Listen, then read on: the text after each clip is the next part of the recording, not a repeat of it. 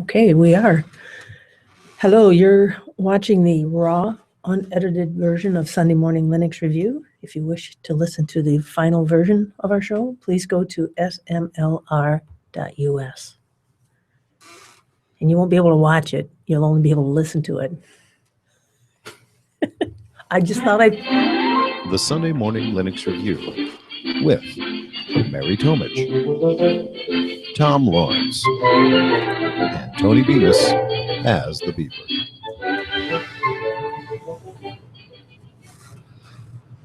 All right, and this is episode 183. March. Yeah, we have no name. Oh, no. Yes, we do. March. Okay. Forward March. This is the first episode we've recorded in March 2016, right? Yeah, that sounds about right. First one in March we've recorded here at the new place where we record, which I continue to love. It's very nice. Yeah, Podcast Detroit. It's very nice. This is Tony Bemis. Mary Tomich. And Tom Lawrence. All right. Who also thinks it's very nice. Yes. Podcast Detroit. They're very nice. We got a new slogan for them. Mm-hmm. All right. And I think in previous podcasts, we've already mentioned the beer bell. They have a beer bell. Which, how can you go wrong with a beer bell? Yeah. Well, beer belly. Well, yeah, that has occurred. That's where that leads to, just so you know. Yeah. All right. Well, I guess, should we kind of catch up or? Yeah, it seems like how we do Want me to things. kick it off? Kick it off, please. Sure, Mary. Sure. Well, a couple of things. I have been looking for a laptop. I mean, not like looking around under cushions and things. I've been You didn't in lose the yours. market. In the market. No, it's actually in front of me, running that beautiful FreeBSD based distro, or not distro, but system. No, but speaking of system, it's System 76 is the vendor that I've been looking at. So I don't. They have a relatively modestly priced laptop, and so that's the one I've been looking at. We haven't made a decision yet, but I'd be curious. Tom, you said that you've heard some good things about System 76. I've never bought anything from them before. They're pretty favorable. I've seen some tours of their facility, which was all part of someone first started they have good laptops, then went to they have a really cool place, and then that led me to the click hole of I found YouTube videos and projects they're working on, and they're just a neat. 2 days later, you were Two back. days later, not only do I know about their laptops, I know what their office looks like. They seem to be pretty well reviewed and well liked. So they seem to make a really good product based on the reviews. I have not had any actual experience with them. I switched over to getting, and Tony now has one today too, the HP EliteBook series, which is, I'm not a fan of anything consumer HP. I think they used to make great products. Now they make junk products. Even their printers? Unless you get into their business ones. Their business ones are good, but their consumer stuff is just, Right. Yeah, they went a little too cheap when they went to make it cheap for home users. Yeah, I think they ruined their brand quite a bit by that. Because we actually have in my office, we have HP. Shall we blame Carly Fiorina for that? No. Oh, she definitely played a hand in it. They started participating in the race to the bottom and making cheap products, and how, if we can get our product in everyone's hands and everyone's using our product, it'll sell more of our business products, right? No. Well, she needed something to finance those Botox shots. That's That was mean, Mary. That just came out. All right, I'll stop right now. I will not. I still have. We were laughing. I have a old HP. I think it's a 2000 series printer. That's what we're using. We have one at my office that's just by my desk. I mean, it's a 17-year-old printer now. I think it was made in 1998, and it's 98 or 99, and it still works. So they make great products for now. Their Elite series, like their Pro series of their laptops, they're very heavy, solid construction. Design-wise, I really, really like it. And also for a laptop, it gives me the option to have an SSD drive and a spinning hard drive. And there's just got 2 hard drive slots in a lot of the EliteBooks, so I can have my system boot fast and edit my videos. Oh, So I love those solid state drives. I do They're too, but they're just speedy. they're really fast, but unless you have a lot of money, you'll spend more on the drive than you want a laptop Yeah, to get that's- one that well, has a lot yeah. of storage. Yeah. So being able to put a spinning drive in there and put a 500 gig or a terabyte drive in there, which you can pick up for even 500 gig drives, I think $49 now you can find them. So they're they're really so cheap cheap. on Amazon. So I've been a big fan of the EliteBooks, but System 76, back to them, they Okay. seem to have good reviews. People seem to like them. Okay, I do good. like the That's fact good that to they know. ship, with Linux. So Yes, I think the only knock I have, and I'm going to check and confirm this, but it looks like Ubuntu, it appears that the distros you can get pre-installed on a System 76 laptop are somewhat limited, at least from the website. Now, I've not inquired, but what I'd want to do is get Kubuntu on it. yeah. And I suspect they'll probably be able to do that. I'll find out, and then next time we're recording, I'll report back, because by that time I will have contacted them, gotten an answer, and then most likely ordered the laptop. Yeah, and it's usually new. And like I said, what I've been happy with the EliteBooks is they have out of the box support for Linux too, and so do a few of the Lenovo's. Oh, well, they don't. I'm sorry, we switched. We're talking IBM now. Yeah. Yeah. All right. Yeah. Well, they have that secure boot thing. Yes, So, yes, they. Tony's over there whistling. Yeah. Two-factor That's authentication. the Sorry, downside guys. of excellent mics. Right. So anyway, but that's the one thing I was doing. The other thing is that I am going to be ordering the Raspberry Pi 3, which created quite a bit of excitement. I tried to order it this morning so I could say, hey, I've already ordered it, but the website was, I don't know, something was kind of crazy with it. Oh, yeah. Yeah. There's a project I'm thinking about doing with the Raspberry Pi 3. Mm-hmm. And I had so many with my smart Raspberry mirror. Pi 2, Oh, yeah. No, it's sad. I remember didn't I get 2 and I gave one to you or something? Yeah. Or I bought it from Or you something, bought it, yeah. So anyway, but Well, the Raspberry Pi 3 has a lot more capability. So and let me guess, you're gonna run out and load Windows 10 IoT on it, right? didn't Microsoft come out with a announcement that it's like a Windows preview something? Yes. And I'm thinking Windows 10 preview. Yeah, you Give can me get. a break. And I looked a little into this, and it looks like you have to have a Windows 10 computer in order to create the image for your Raspberry Pi with Windows 10. It's not just a file you can download like it is with Linux. Oh, It also doesn't properly take advantage. And this was it could be that there's some new features that I'm unaware of, mhm. but the hacker community doesn't seem to like it. You have to use. No surprise there. Shocking, right? They expect you to use Visual Studio for it. It's got a weird web interface that you push information into it through. It's nothing really? like it. It doesn't seem to be a good experience. Isn't that the way Microsoft always does things? They never really, I don't know. They Yeah. just If never only really there do was it. some example of how to do it right in a way that's popular. Yeah, they do it the Microsoft way. Yeah, I don't understand why they kind of went off the rails on it. I haven't tried the latest version. So- It was a slightly older version that I read Mhm. a review on because I was curious. I wanted to see what they'd done. And Yeah, it makes I sense. was not surprised. And I was hoping to be Mhm. surprised, but then I looked at it and all the complaints. I'm like, I guess, yeah, they did what I expected. They Yeah. made a crippled device. Only if you have some vested interest, because you have pre-written some type of basic scripts that would require an IoT device. I can't picture the scenario, but I'm trying to come up with one in my head. Like you've got all these VB script for special functions that you're currently doing on a full-size desktop, and you go, man, I don't want to have to rewrite all this code. I want to port it over. Then I guess. Yeah, I want to run Does it my make financial sense? market software on Raspberry Pi. Well, the other thing is that it's IoT only, so there's no like desktop for it. Right. Yeah, you have to. Oh, that's true. So if you've written. And for those who may not be familiar with the abbreviation IoT, that's Internet of Targets. Oh, I mean, of things. that was quick. I like that. Internet of insecure things that get hacked Yeah. all the time. That's right. But anyway, that's the Internet of Things. Yeah. Technically. So it's interesting. Mhm. And I don't know. You know what? That might be a good fresh look because I've done. We have a Raspberry Pi. We did a project on. And Oh, that would be a good fresh We got our looks. prize shredders, but I think it might be fun Later to in list March. out all the fun things. I mean, the guy that wrote the Concast one. Did you hear about that? It's a script you have for your Raspberry Pi, free open source, of course, Mhm. and it doesn't run on Windows 10. Sorry. But it's a free open source script that you can load on a Raspberry Pi, and you put in your Twitter information as well. So it runs a script to determine whether and it tweets for you? Yes, it does. It determines whether or not you're getting the speed you paid for from Comcast, and if you're not, it lets them know via Twitter and tweets to their thing. So it's an auto tweeter. That's and funny. of course, lots of I people. bet it was like a DDoS because everybody doesn't get what they ordered, I right? have No. a feeling it's creating a tweet storm, I'm sure. Oh, that's funny. Yeah, these little boxes are just chirping away at them going, you're not giving me what we're paying for. We're letting you know. And this is all of a result of the Linux kernel admin who got upset because Microsoft doesn't know how to measure bandwidth. And he proved it systematically. Oh, really? Okay. I think we talked about it a couple months ago. He was charged for overuse of bandwidth while he was out of the country.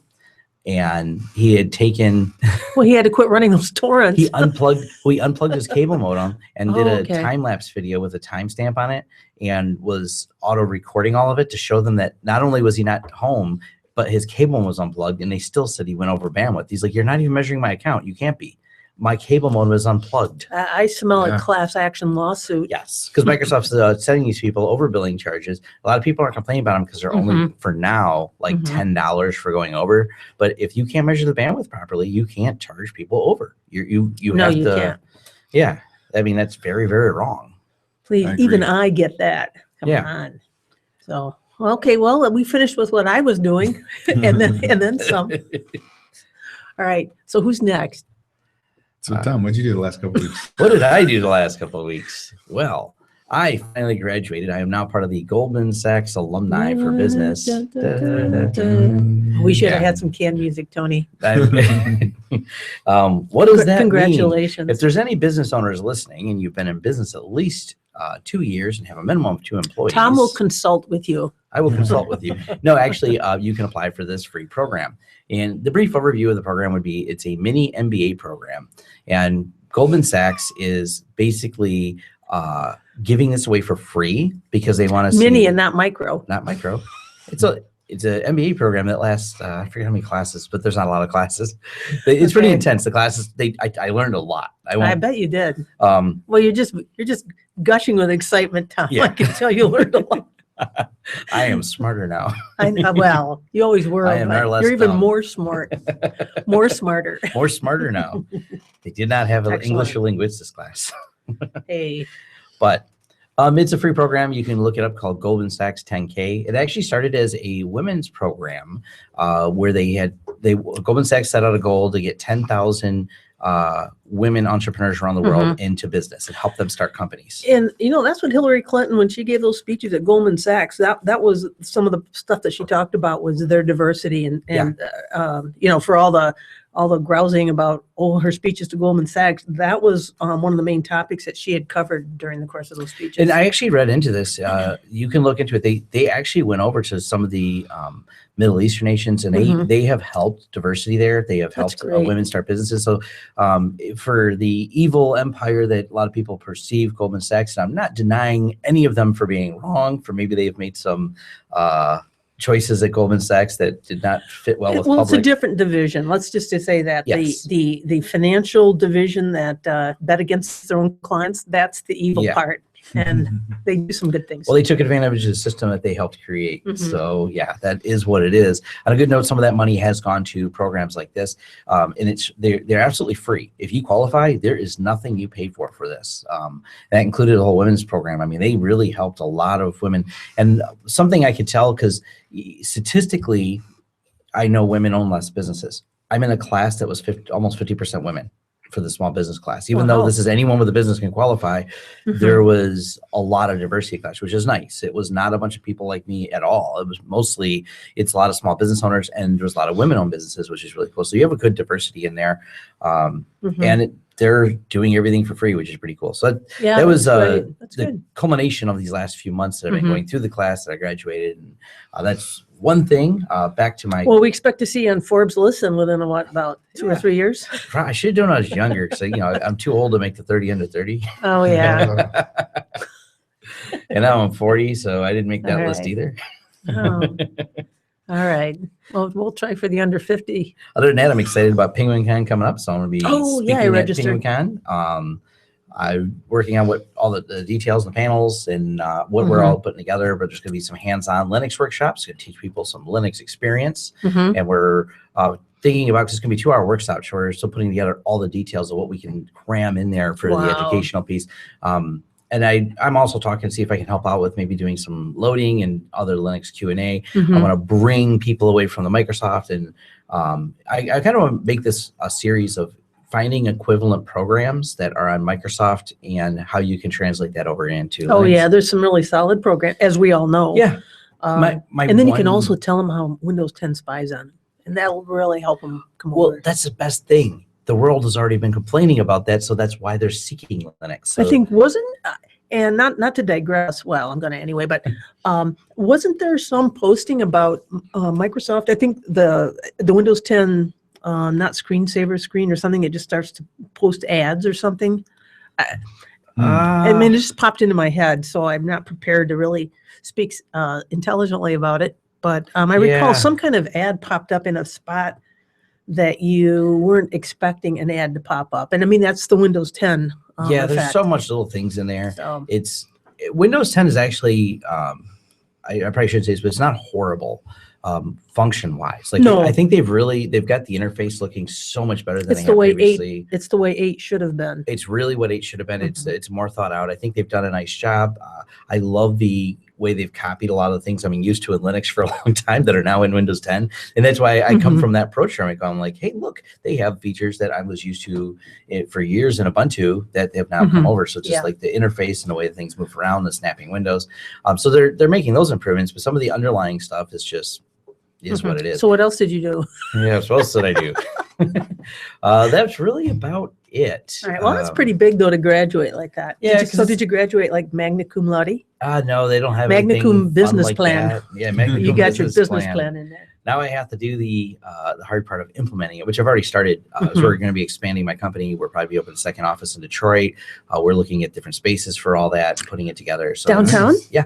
Wow. Well, Dan Gilbert, I mean, he's very much I think pro-entrepreneur and all of that. So Uncle Dan is pro-entrepreneur. But so I'm sure you'll find space in Gilbertville. I think Gilbert is also very pro-money. So yeah, and he's making safe bets. He's been buying up a lot of buildings on there.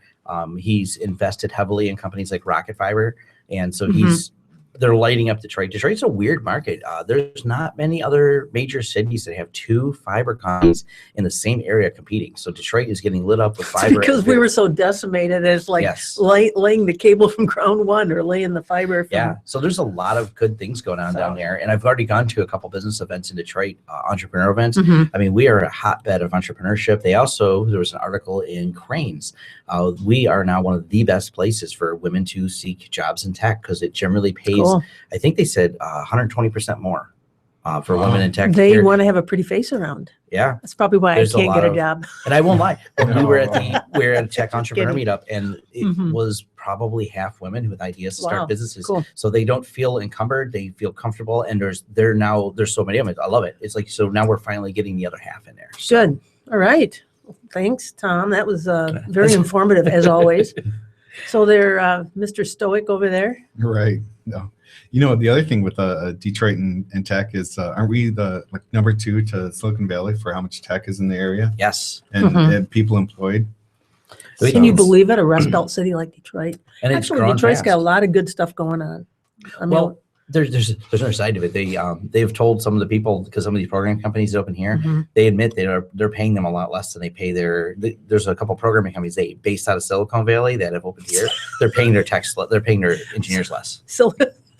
They admit to it, but they said the cost of living is so much lower. So when they give you an $80,000 a year job here, you're like, woohoo, and you're like, yeah, my counterpart makes 120 over in Silicon Valley, but the cost of living is so much more expensive. Right. Where was that?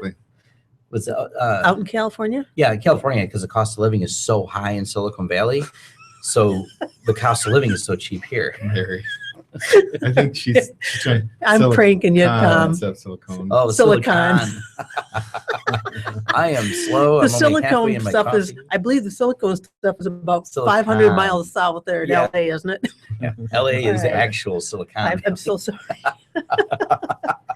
All right. Anyways. Bad Mary came out again. Mary's on a All roll right. this morning. Yeah, I tell you, I don't know What's what in was that in that coffee? coffee, Yeah. but it was a little metal flash. That's all I know. So anyway, well, so Back to Tony. Tony, what Hey. else? Stuff's going on. I don't know, busy. School. What's going on? School. Busy. Cool. Birthday, school, All right. family. It's Did you build a server or anything? uh, No, if No, you're actually. hesitating, you probably didn't. no, I'm working on that project. I don't meet with my professor a whole lot, so Oh, okay. the stuff I'm doing, I'm just working along. And Well, what about Um, Tuesday? this Tuesday is my mug presentation, and I'm going to be doing it on Oh, offensive security and countermeasures with Kelly. are you going, Tom? I think so. Where is You should that? go. It's in Farmington. 12 Mile and the Farmington Library. Okay. 12 Mile and Does it cost money to go? No, it's free to show up. If you want to be a member, Free to show up. there's- $1 to sit. If you want to cheer. No, That's a no, good there's no idea. fees. Well, All right. $5 if you want. If you want armed things on it. Okay. All right. I'm very sorry. All right. No, the only thing that if you want to be part of the drawing at the end, you need to be a member, I believe. Oh, okay. But other than that, they give away books. yeah, books and other random stuff. There's I wonder they've if they'll given her have a- Michael Lucas's book, FreeBSD Mastery, Specialty File Systems. Oh yeah, you're gonna be talking. I've been reading about huh? that. Yeah, I think in our upcoming Fresh Looks episode, I will be. Sweet. Yeah. No, they're not Not going to be this giving week. that away, but Not this- it'll be Oh, right. yeah. But yeah, it's I don't know. I'm All still right. working on the presentation. This morning I was tweaking it. That's why we were a few minutes late starting. Oh, We have multiple excuses why we're late. yeah. It was like a convergence of bad ideas, like Tom forgetting the laptop and leaving a couple minutes late. And Yeah, and I thought I was running around so I wouldn't be late, and I was here a half hour before you guys even got here. I felt good now. No, that's fine. We're good. We're good because last time I thought we were recording at 8. Still, I screwed that up. But anyway, we're moving on. Yeah. So, So that's been my last couple of weeks. okay. Well, I think what we need to do is kind of, wow, the show's half over. Hey, we got to catch up on some listener feedback, don't we? Yeah. yeah, Well, that's a good point. We want to hear from you. Call 734-258-7009 or email show@smlr.us with your feedback and questions. Cool. All so right. what do we have? Did you guys find anything for the last couple of weeks? Yes. Profis 2 got a hold of us. I don't know if I think when I responded, I included show at smlr.us so you guys could keep up with that conversation. Yeah.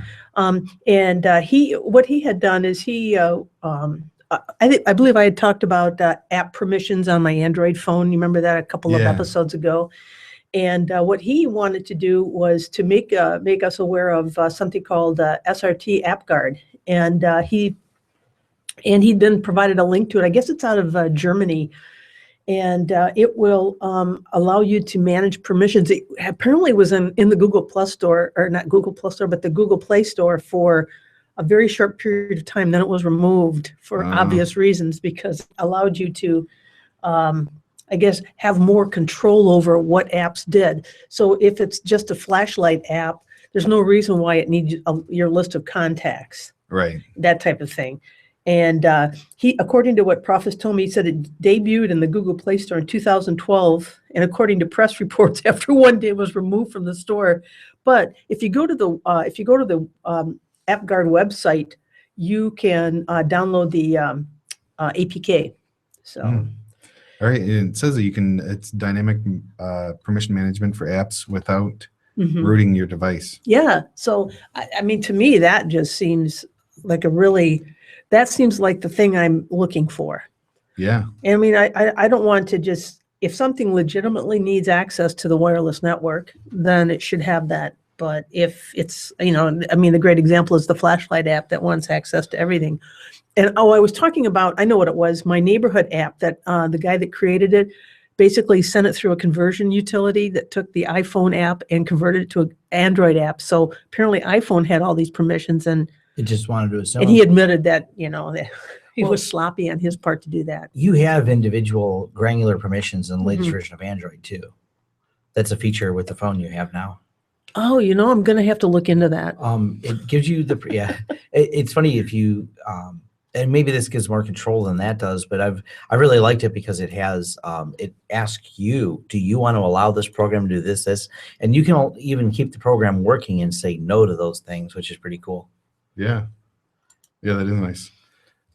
I did have a weird problem with it. I use Google Keep for my geographic note reminders, and it was kept failing, and I don't know why. And this is an Android phone out of the box, and I never said no. Google Keep was defaulted to not allowed to use the satellite permissions, like location permissions. I had to go there, but you can go into each app and then turn things. If you turned it off, you can go back later and turn it back on. Yeah, I mean, that's really the way it should be. Yes, I don't know why Google didn't come up with it sooner. Of course, here we are. They made something cool, and now you didn't do it soon enough. We're still complaining. That's how it works in tech. Even if you make us the best product, Yeah. we want to know why we didn't have the best product when we first got it. Yeah. So anyway, and so there was that. And then also we got I think you guys probably saw, we got a note from Handy Linux, I guess the folks at Handy Linux. Ying. Um, I think it's from Ying.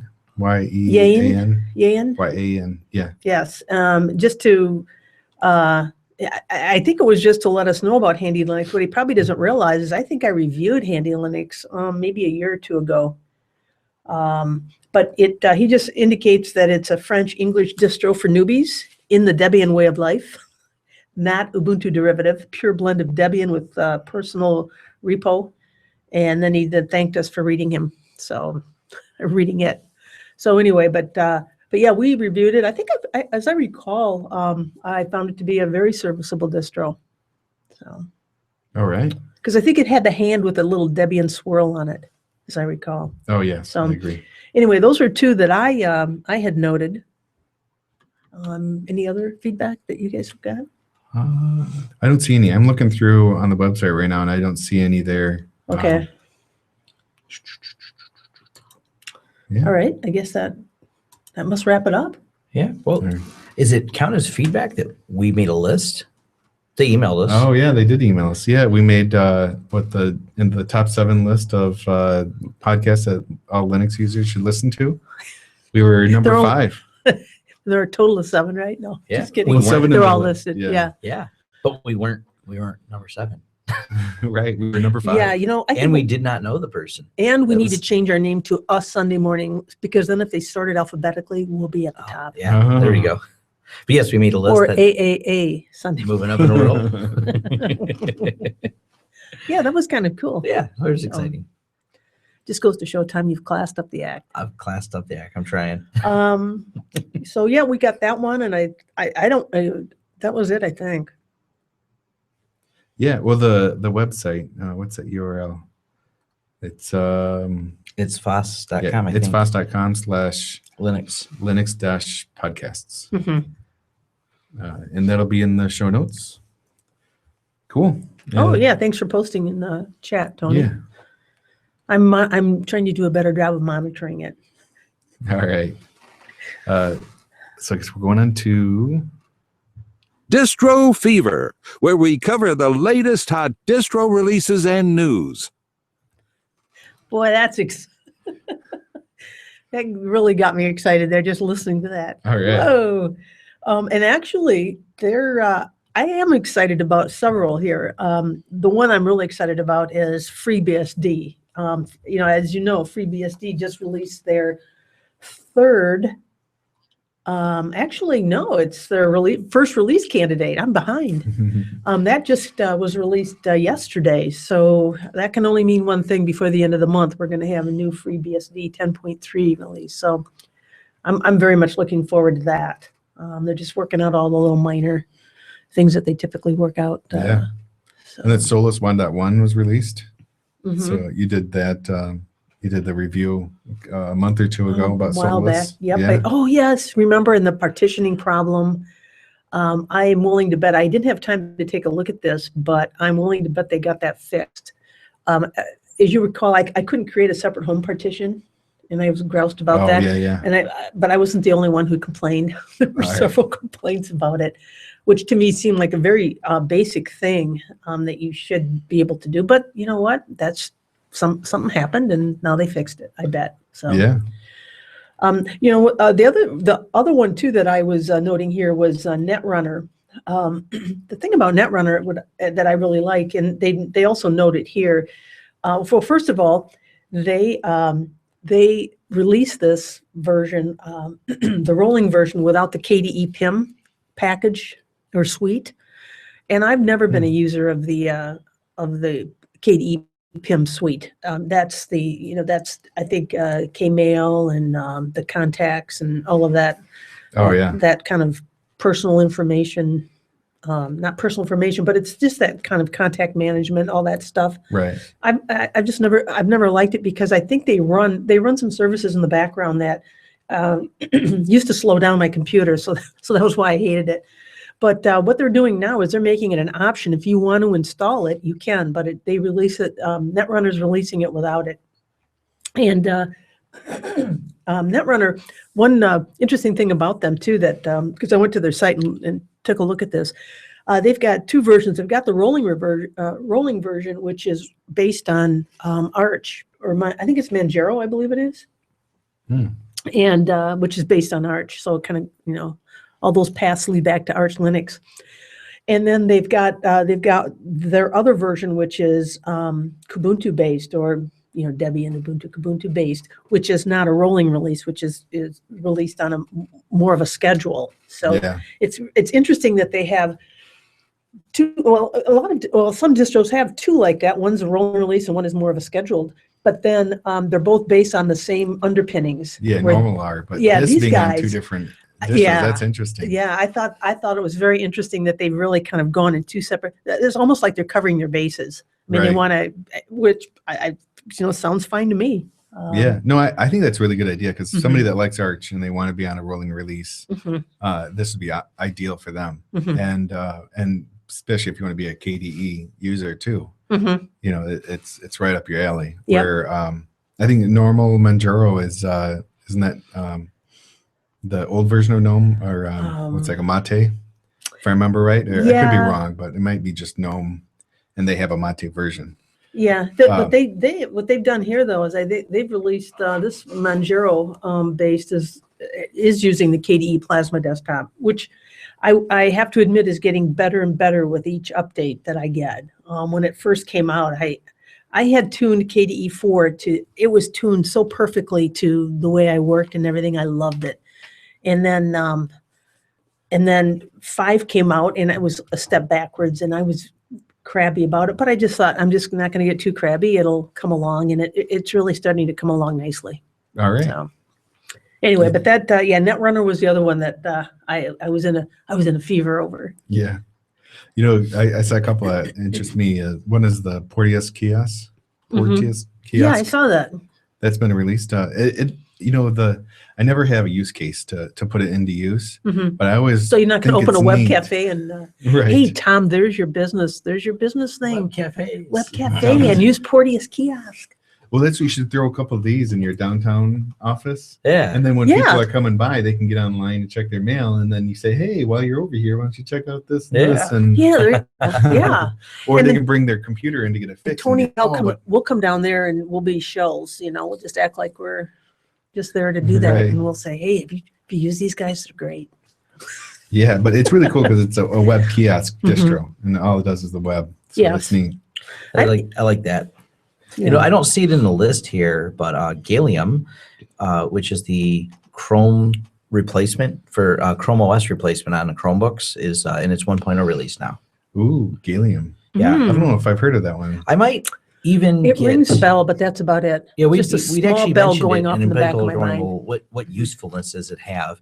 And it's basically a replacement operating system for Chromebook. Okay. One of the things I like about it is so you can run a full Linux essentially running a full Linux distribution with Chromium instead of actual Chrome. So as they call it, de-Google filing Right. the Chromebook. But I Mhm. really like the Chromebooks for their hardware, and they're inexpensive because there's no Windows licenses. And I want to say they may or may not be subsidized by Google because there's no OS expense. And you can, like the laptop right here, it's a 1080 screen with an 8-hour battery life, and you can pick these up for a couple $100. Wow. So it's kind of a neat concept to be able to run a full-blown Linux OS on there. Because Which model is yours? CB35 Toshiba Chromebook 2. It's so thin. This thing weighs ounces. The reviews on this laptop are Well, really everybody good. who's listening, he was spinning it around. Tony and I were talking about Netrunner and all that. Tom was sitting there spinning his laptop around, this little netbook thing, and it was like he could balance it on, One finger. one Yeah, it finger weighs practically. ounces. So I really like it. It's very much similar, but of course it's plastic to the MacBook Air, but it's also Sure. $200 now instead of. But you can run a full blown Linux distro on there, which is Gallium. And I was double checking on the bottom. That's why I was spinning it around for a purpose, not to show how light it was. I know, I could tell you where. I wanted to see if the model supported, and it looks like all of the Toshiba models are supported. And this is one of the best Chromebooks you can buy is the Toshiba one, unless you go into that for the price. I used to until you not get buy Toshiba because I just didn't like. I didn't think they handled. And this goes back 8-9 years. I just didn't think they handled Linux as well as They didn't. Right, and so that's why Dell and HP and those I gravitated toward. I had a Toshiba with a problem because they used a software program to spin the fan, and you could, if you loaded Linux, you would fry the processor. Oh, I remember that. Yeah. Yes, I had one of those. Yes. Then someone had an open source solution for it, but if you didn't know, you just loaded Linux and we're all happy, then you would bring your CPU up. I'm melting. Yeah. So it's kind of interesting though. So it opens up an option, and because you can, that's a new price for a couple $100 for these. I may even look around and see if I can find a used one of these and load it on there as a test to see how good it works. Yeah, just listening to you talk about that makes me want to go out and buy a computer. Oh, one thing I wanted to mention, and I don't know, stop me if I said this during our last Distro Fever. The guy that, HTOP, they released 2.0 earlier this year. And the guy that developed HTOP, which is, I use it, you use it, it's pretty good. He is the same guy that is the project lead or the developer of Gobo Linux. Did I mention that here? I think so. Oh, I did. Okay, forget it then. No, that's still pretty neat though. Yeah, well, yeah, we can stop. I have a whole Linux distro and I develop HTOP. Yeah. This So, is diversity. all right. I had talked about it to somebody and I couldn't remember where that was, but obviously it was here. So we'll move on. Yeah. But nonetheless, the list of Chromebooks they support is pretty big. So, and you can find, especially some of the older model Chromebooks, I think it works with some of those. They're very inexpensive and have good battery life, like the Acer C7 series. They're still usable, good little surfing boxes for that. Yeah. So, Yeah. something else to play with. Cool. Pretty neat. All right. Well, I think that. The one final thing too on Distro Fever. The other one I've got my eye on too. Of course, is Chakra Linux. And Tom, this was before you joined the podcast, but a few years ago, I was running Chakra for a while. It's it's based. It stems from Arch. At least that's where it came from originally. But it always ran cutting edge KDE stuff, and I ran that for a while, and then I kind of drifted back to Debian-based stuff. But they've got, and they named this release after, in memory of Ian Murdoch. But Chakra is another one I kind of like. All right. The last one I saw in there that looked interesting is OpenELEC. And OpenELEC is it's a distro. You use that, don't you? Yeah, Or you well, did at I one time. did. Yeah. But it's a distro that for like embedded devices for media Your stuff. media. So yeah, there's one with Did you put at in a the time it was Raspberry Pi? XBMC, right? Raspberry Pi and XBMC, where it's all configured and ready to go. You just throw the image onto a thing and boot it up, and you can start watching videos. Wow. It's pretty cool. Yeah. And they have more images than just Raspberry Pi. But this update has the full support for Raspberry Pi 3. And the neat thing about Raspberry Pi 3 is it has Everything. has That's what's wireless neat about LAN and Bluetooth built into it now. So you don't have to get For a separate. $35. Yeah, it's awesome. It's shocking. It's awesome. Yeah. I mean, it's shocking in a good way.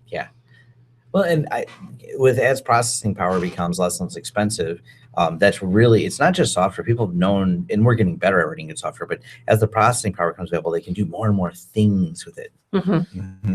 Oh, for sure. You know, one thing I want to look into is there a Plex, an easy Plex plugin for XPNC, or what is it? Kodi. That's the name of it now. Yeah, I've heard there was, but I heard it was really bad for user experience. It wasn't very easy. Was it command line? No. You know, I'm using Plex with my Chromecast, and I'm really impressed with it. So it's like it does work so smooth. Yeah, I really liked it. We got a Roku. Also, that's what happened the last couple of weeks. We got a Roku, and I put the Plex app on that. And it's not bad. It's not as easy as doing it from your phone or from a web interface. But you know, when you have the amount a bunch of videos or TV shows and stuff in there, then you have to start using the search feature. And as long as that's available and you know what you're looking for, then it makes it much easier. Good. Yeah, that's what I like about with the phone is because you use the phone to control the Chromecast, so you're searching everything on your phone to play the videos. So yeah, exactly. Yeah, searching and the filtering is really nice because you can filter by either recently added or by. And you can watch Netflix stuff on there and Hulu and all that too, or is that just on the Roku? You can. Okay. Yeah, not in Plex, but on Roku. Okay. Yeah. Oh, So- I'm watching Lizzie Borden Chronicles. Oh my God. Yeah, Oh my gosh. I don't think I've heard of that one. Oh, well, it's not for children. I'll just tell you that. Oh, all right. I might look it up then. Oh my gosh. Well, it's a wonder there'll be anybody left by the end of it. If that that's all I'm going to say. I'm not going to do a spoiler alert, but I almost did there. All right. So, all right. So that was Distro Fever. Wow, that was Distro Fever and then some. All right. Now going on to Tech news and views. Okay. So tech news. Tech news. Well, this is from I used my last fork in the silverware drawer department, and that's SCO's legal war against IBM and Linux comes to an end, a real end. A real end. Ooh. And Tom, I know we talked a little bit about this. Yes, that lawsuit started in 2003, and SCO was the company that Microsoft had really close ties with and donated money to sue people, stop them from using Linux, because Yes. when you can't innovate, you litigate. So that was the solution they had, and it scared people for years and was a thorn in the side of the Yes. open source community. We're happy to see them go away. Yes, Good riddance. Although if time passes, if 5 years worth of time passes and nothing happens, we see nothing more on this, and I'll believe it's really dead. The ghost of, but no, it's that thing finally ended. The other thing I wanted to mention, this is something we talked about, and this was the Amazon. They killed their file encryption with their latest Fire OS update, because apparently they've got a way of measuring how often things get used on their various tablets, and so no one was using it, and they decided to do away with it. But I think, as you aptly noted, nobody was using it because it made it really slow. My understanding, and I don't have one, I just was listening to people who owned them had comments, and a lot of it was about how slow the file system was with encryption. They did not have a dedicated chip for encryption like a lot of the other ones do. And most of the phones now, Apple and Android phones, come with encryption out of the box. The Nexus series from Google directly has come with encryption out of the box for a long time, but they both, just like Apple, there's a hardware chip that keeps the encryption fast. So they have a dedicated ASIC encryption chip that just handles all the file system encryption. All right. Yeah. Yeah, that's what, my first thought was the government thing that. Some people sent some quick clickbait headlines that Amazon gives up fight against government. I seen that. I'm like, I didn't know they were fighting with them. And they said by surrendering encryption and not encrypting people's stuff. And I'm like, no, that's not. Yeah, that's not it. It's because people weren't using it because it was slow, and so, of course, they just removed it because of lack of use. Yeah, it was just a lack of use scenario. And I don't know that people store as much personal information on their Kindles. I mean, granted, there's the book list, but anything that's on your Kindle, encrypted or not, as the infamous early days of the Amazon was, like with the books, when Amazon lost the right to books, but you had already purchased the book, they could actually go back in and remove it. That has that Kindle is not a very independent device. It's extremely reliant on Amazon services to work, or it's a brick. So encrypted or not, all your stuff's in real time sync with Amazon. Anything you have on there is because Amazon knows you have it.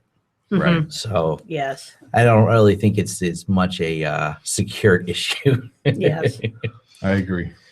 And then the last one that I have is people who've been around Linux a long time remember Simian and Miguel de Icaza, who developed that as a way. It was supposed to be a kind of an open source response. Well, actually, Simian itself developed. What was that? Evolution, I think that mail. Tony, you use it. Evolution, the email. Oh yeah, the email client. Yeah, and he was one of the founders of the GNOME project. But he came up with, I think it was Moonlight as an open source answer to Microsoft Silverlight, as I recall it, or their .NET environment. I'm just kind of dropping these terms willy-nilly, so don't flame me anyway. Moonlight is the open source version of Silverlight, and Mono I never could get it to work right. And Mono is the open source version of .NET. And I had problems getting that stuff to work very, very well and very efficiently. It was like it was a couple versions behind, which is understandable because the original had to be released, and then you try to just develop an open source version. So there was always this lag. Anyway, I mentioned this because he went on to join or to found Xamarin, and Microsoft just bought them. And Xamarin is they're a developer of mobile apps, and based out in San Francisco. And they were just acquired by Microsoft. Oh yeah. So, do you know are they Mono or .NET based stuff? Because I heard the other day that that Microsoft is trying to make .NET the new. Well, they've already open sourced the developer tools for it, but they're trying to make that the new write once, run anywhere, kind of like Java is. You write it once, and then there's Java Virtual Machine on all sorts of platforms. They're trying to do that with .NET now, with open sourcing it and having it available on that's interesting, on iPhones and on Android phones and Linux computers and Microsoft computers. I hadn't heard that part of it. Yeah, no, it seems interesting. But yeah, it does. I'll be very curious to see how that turns out. Yeah. Anyway, but those are just the news items that kind of caught my eye. Cool. In addition to whatever you guys find. Right.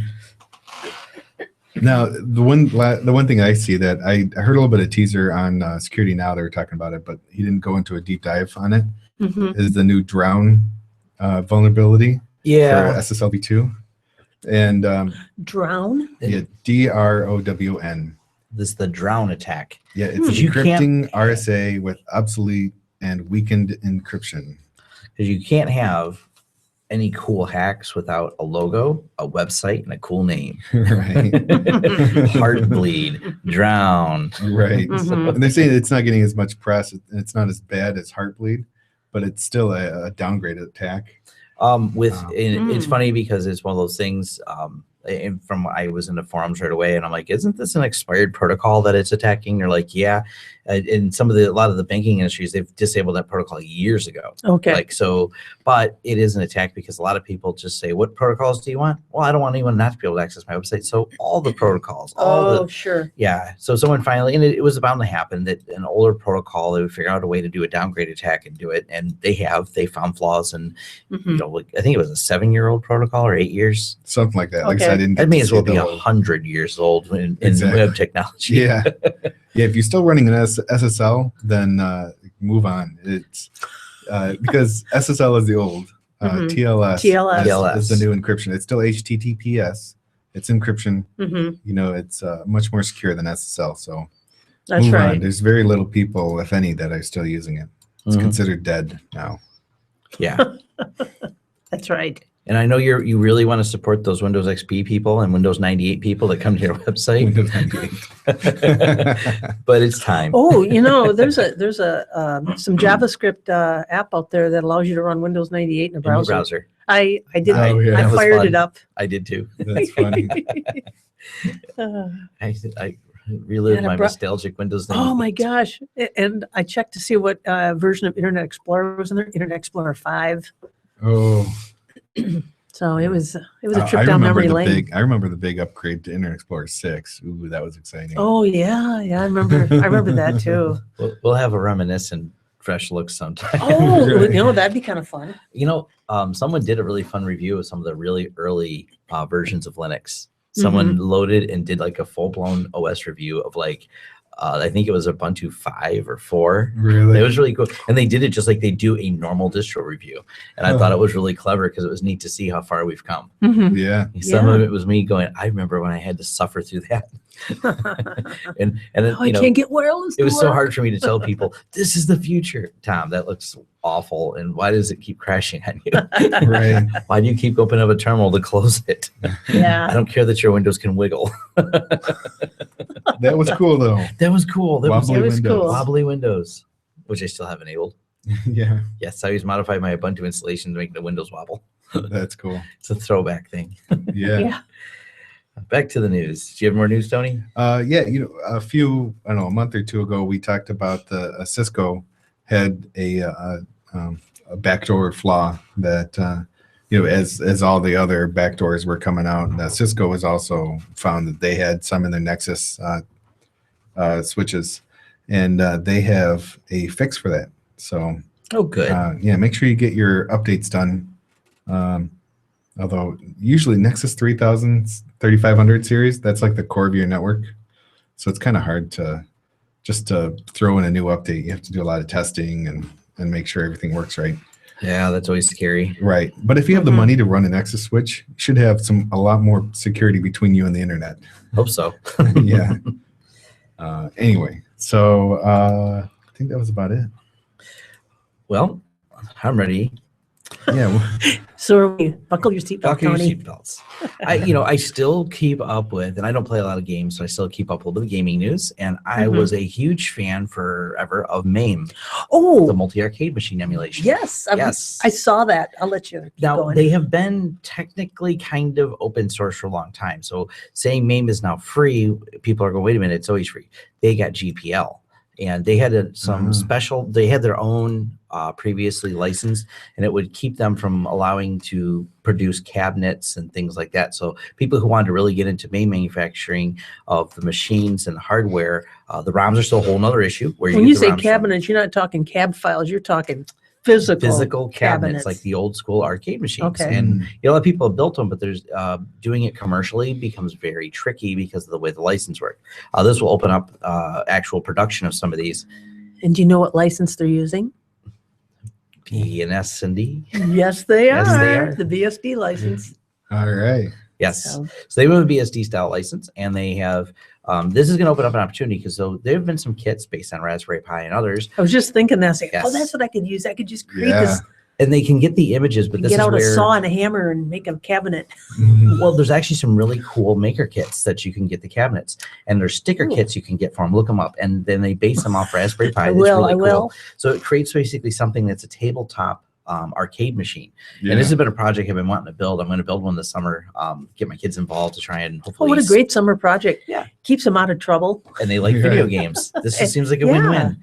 So yeah, pretty cool. This is gonna may open up some more commercial opportunities for people who want to sell them. Does it have a utility for adding a coin thing so that you can? Yeah. There's business opportunity for your. Yes. There's really cool kits that have been made on this. I spent Oh, a little wow. time out. There's really neat.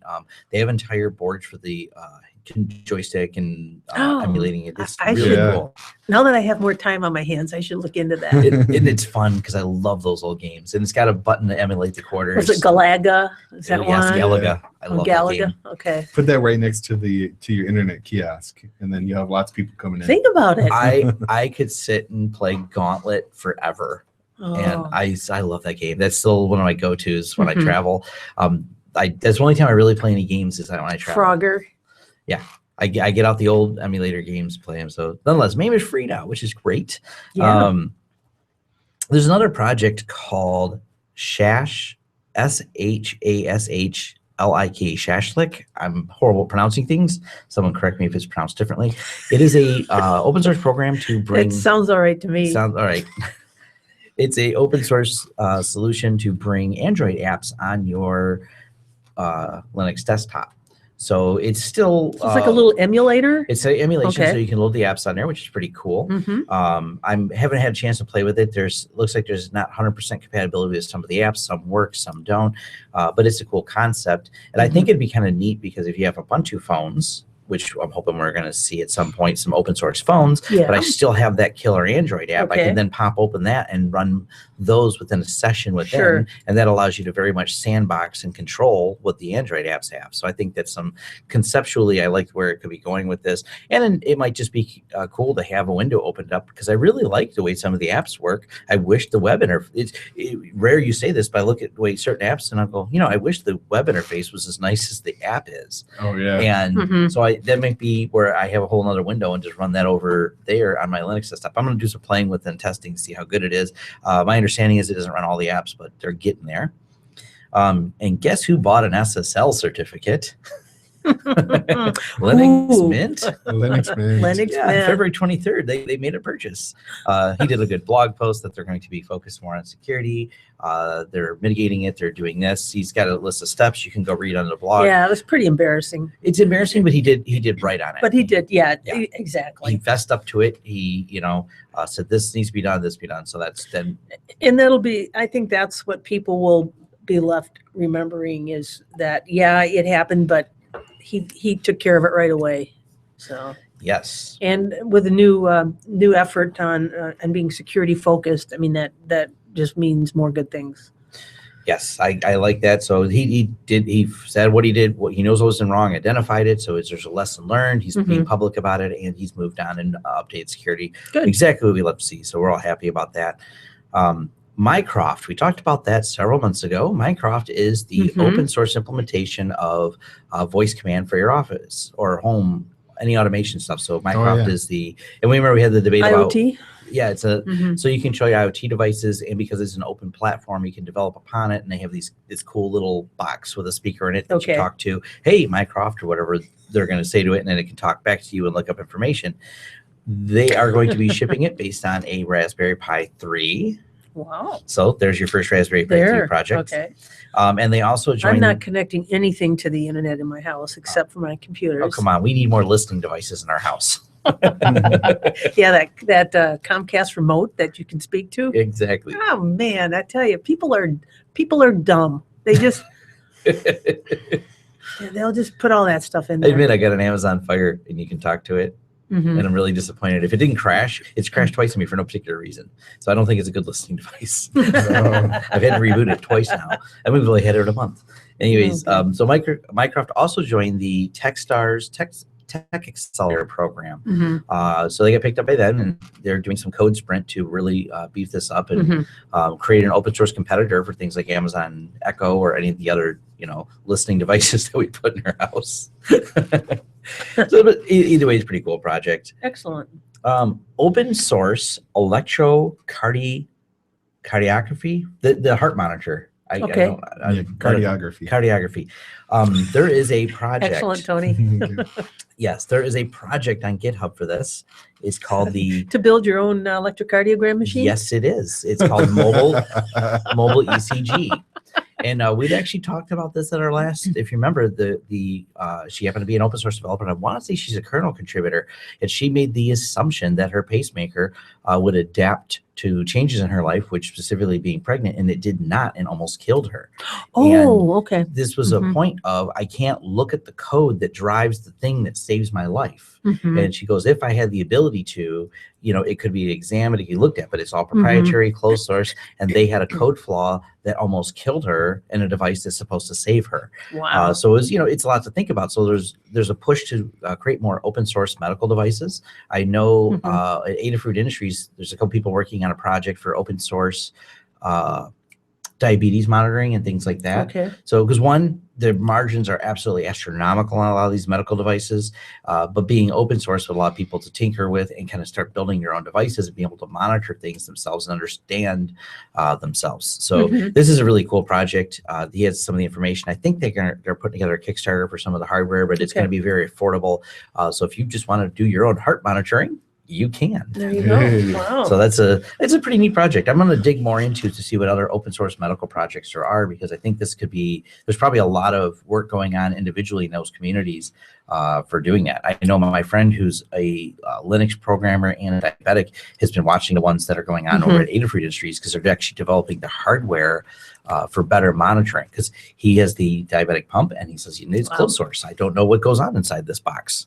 Yeah. You know, so what if there's a code flaw? I low code and I'd like to examine it. You know, for that cardio one, then you'd need some kind of a cutout so you know where to put the leads, because I've gone through that process and there's like 7 things that are attached to you in various locations so that they can. He has that in the demonstration. Their website's actually really well done Mm-hmm. with a demonstration of how the ideas will work and whatnot. So it's really cool. It's not just like an idea. It's in active development, which is pretty cool. All right. The last thing is the Federal Election Commission has a massive archive. FERC, yeah.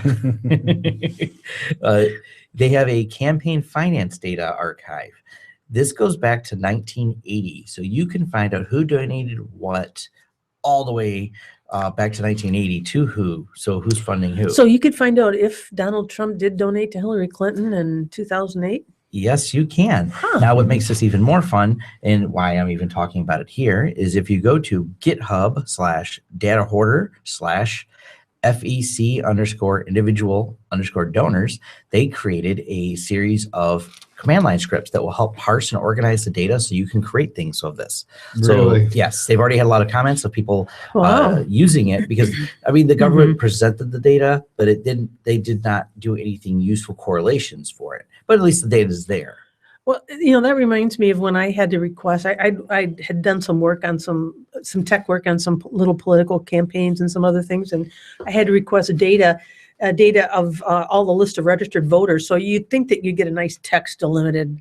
No, it was what it was an excerpt from an Oracle database that was that I had to take and then parse and do some stuff with in order to make it really useful. And that's essentially what they've done is they've made the data available, but it's not in a useful format. So someone wrote a series of command line scripts that will grab and organize the data into, they have different ways. They have a whole series of like options to help parallelize the data and parse it to usable formats for you then to do presentations. So I think that's really cool, and being able to just to hand it to people. So you got a lot of students that they have some type of project. They're like, data is a big problem. They knew exactly how to format it, but then how do I acquire, 1 million records of data so I can draw correlations between this? Well, here you go. And so I might even play with it, because I'm a big fan of the Google Docs system because of the way you can manipulate massive data sets inside of it with a series of scripts. Now, is it using a NoSQL database type? When you do it in Google, they have their own language. I think it's a modified version of Go. It's very similar to and it Java. just queries the set. You don't have to build a database, because that's what I always did is I'd do the table. Well, it was actually just one table, and then I'd pull stuff out of it. Yeah, in XQC commands. Yeah, you could do some of this with the Google Docs stuff. Okay. Because Google Docs, because it's a web enabled, you can also cite web enabled data sources to help correlate and pull this in. So I'm gonna look at some of the parsers. And I might, if I have time, I might just play with it because it looks fun. Yeah, that does sound kind of fun. And I'll find some weird statistics that I can draw. I'll be interested to hear how that goes. Yeah. So it's one of those one more Tom's to-do list, but I don't know, it looks like something fun. Okay. Right. It does sound pretty cool. Yeah. All right, there, Mr. T over there. Well, Mr. T Tony. Right. I found one more article. I didn't get to read through it. I wanted to read through it before I talked a whole lot about it. But one's called. Okay, we'll wait for you. I can talk about it next time we get to. I can do kind of deep dive into it. All right. But it's Verizon's Data Breach Digest report. So sounds kind of interesting. That should be interesting reading. Yeah, the tease is something about e-pirates help real life pirates or something like that. Oh, okay. So it sounds interesting. Okay. And the other thing is the links I posted this week is actually to the SANS.org news page. Okay. And what it does is it gives you a little snippet about the articles or about the topic. Mhm. And then it gives you like 3 different articles that talk about that topic. Okay. So if you want to know more info than just one source, then it gives you multiple sources. Oh, okay. Yeah. The E-Pirates help I like the way that it was actually titled. It says, "From the high seas to the high tech." What they had done was they had pilfered shipping routes. They'd used that to determine where the ships would be and hack some of their data. I didn't get all in deep of it, but it's like some social engineering and things like that. But basically, they could put together all the information of where they would know where the boats would be. Yeah. So instead of having to do what seems like a low tech, if anyone's watched, what's that movie with Tom Hanks, where the boat gets taken over? They're pretty low tech. Yeah, Captain Phillips. Yeah. So it's a pretty low tech. They look for a boat, they go attack boat. It's not right. And so I guess they get stepped up into the century of, hey, guess what? I bet those where the boat's going is probably published somewhere. Yeah. And they were able to acquire that information by hacking. They said they hacked the company shipping systems. I doubt it was a big hack because it's probably just one of those, we didn't think to guard it enough as a secret. It's like the guy who faxed himself out of prison at one time before they closed that loophole. Oh, I remember. His friend went down to Kroger's and faxed a transfer order, and his friend showed up in what looked like a sheriff's car and picked him up. Really? Oh, cow. He faxed himself out of prison. They've since, if anyone's curious, don't try it. You'll just get arrested. Yeah. Or do try it because you're someone who should You can do it once, but the the joke's authorities over. hopefully catch on. Right. All right. So what else we got? That's all I saw. Okay, I have actually a couple of quick KDE corner items. I just wanted to mention that PZIP 6.0 was released a couple weeks ago. PZIP, of course, is the archive zipping utility that really works very well.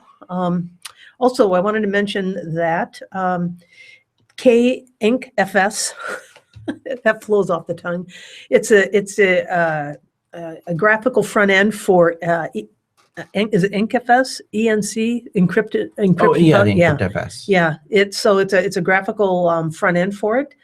That was just released a couple of weeks ago, and then also apparently they're going to be doing a KDE plasma sprint at CERN. So they were talking about new plasma generators coming to CERN, which is kind of a play on words, which I thought was kind of funny. I like it. Yep.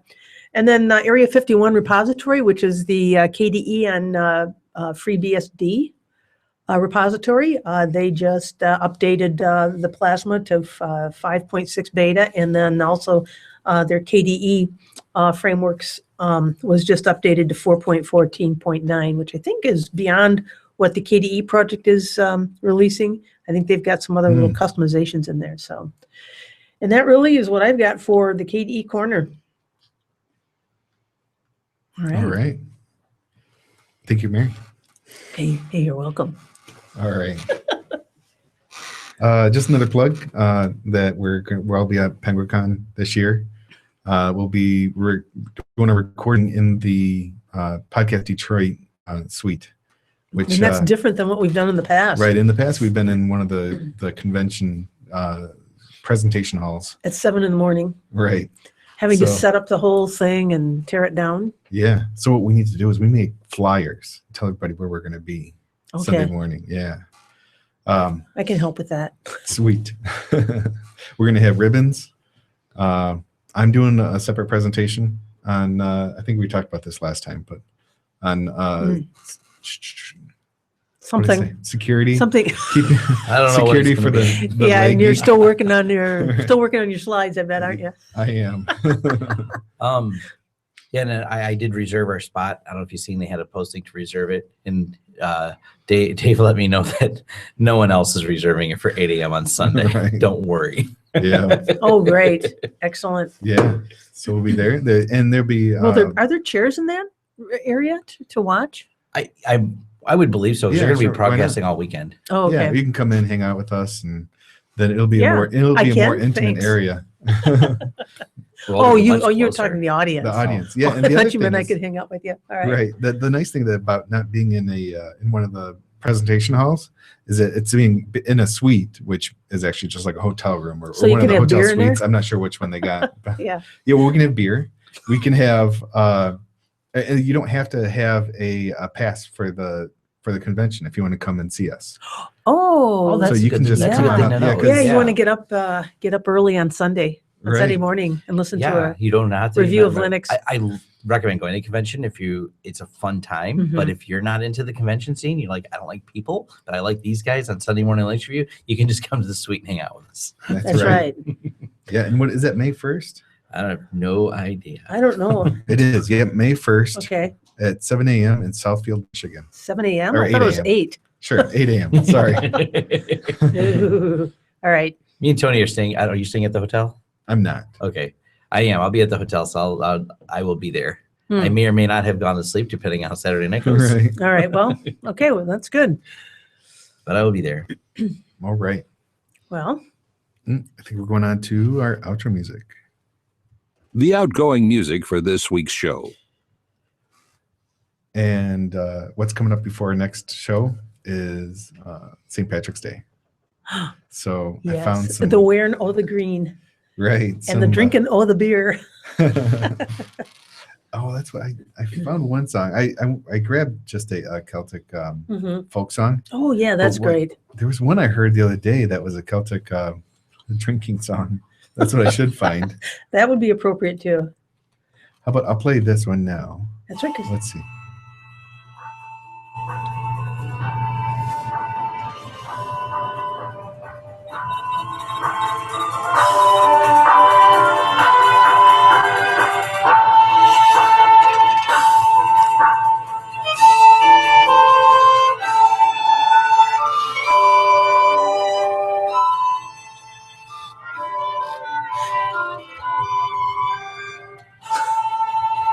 are those instruments tuned? It's again, it's probably my. What's the?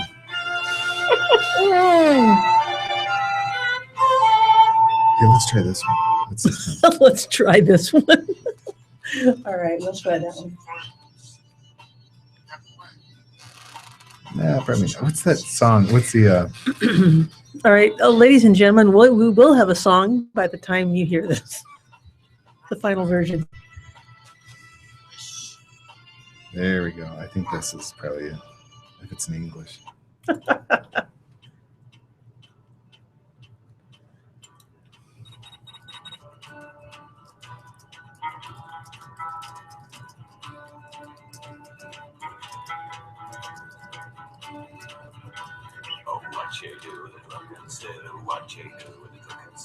What you doing and drinking a beer?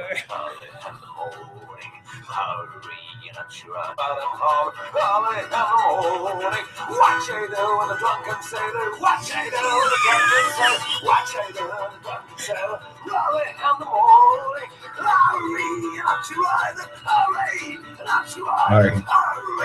Hey, we have errors in the chat has suggested that we do Frontier Psychologist by the Avalanches. I've never heard of that. I don't know if that's in Is there a Jamendo. link? Does he have a link for it, or No link for it, but I'll Google it? yeah, why don't you do that? We should probably wrap this up though. Oh, come on! You don't think people like our? Well, you can always put that. Tom, we used to make mistakes. We don't anymore. We used to make mistakes, and then what So we Tony? just include them all now. Yeah, yeah, it's just a constant stream of stuff. But what Tony used to do is we'd have our song, and then we'd sign off, and then he would have the bloopers at the very end. Some of them were very funny, I tell you. Oh, he said go to YouTube. Yeah, I found it. Okay.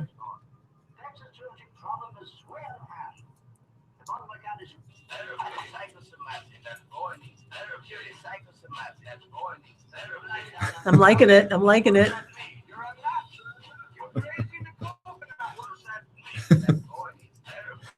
We'll hold that on until the next episode. Song is bad. It's Frontier Psychiatrist. I like it. All right, we'll hold on to that for next time. All right. All right, so you've been listening to the Sunday Morning Linux Review. This was episode E183. New March. March, yeah. This is Tony Bemis. Mary Tomich. And Tom Lawrence. See you next time. You've been listening to the Sunday Morning Linux Review. If you would like more information about this or other shows, go to smlr.us. Feel free to send comments, show@smlr.us, or give us a call at 734-258-7009. I'm John. If you don't like it, you can Bite my 8-bit metal ass. That's bite with a Y. All right. Are we going to do a quick coffee break and then go on And to do our our fresh fresh looks? looks. All right. I don't need to go anywhere. So I don't either. I don't. Do you need to go? They call me Iron Bladder.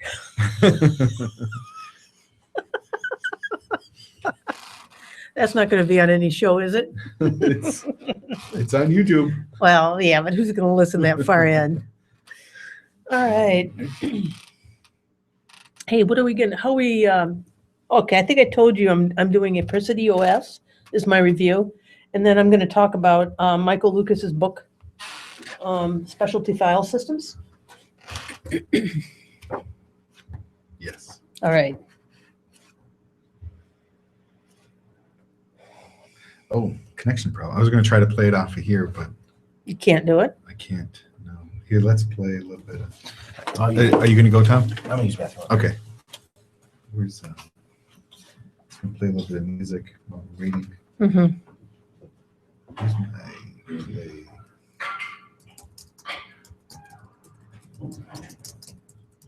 I never use this thing, so I don't know what apps are installed.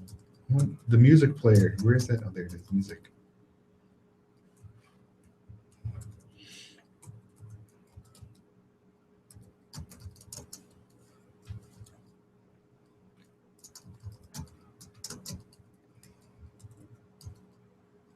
It's not playing right now, is it?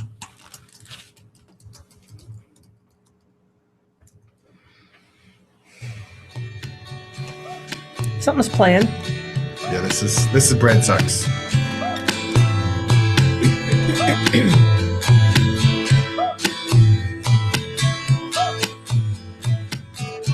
Rubber rooms and taking fun pills, filling up on notes and dollar bills. It's the price you pay for feeling okay. You're the strangest girl I've ever met, sending weird signals to my head.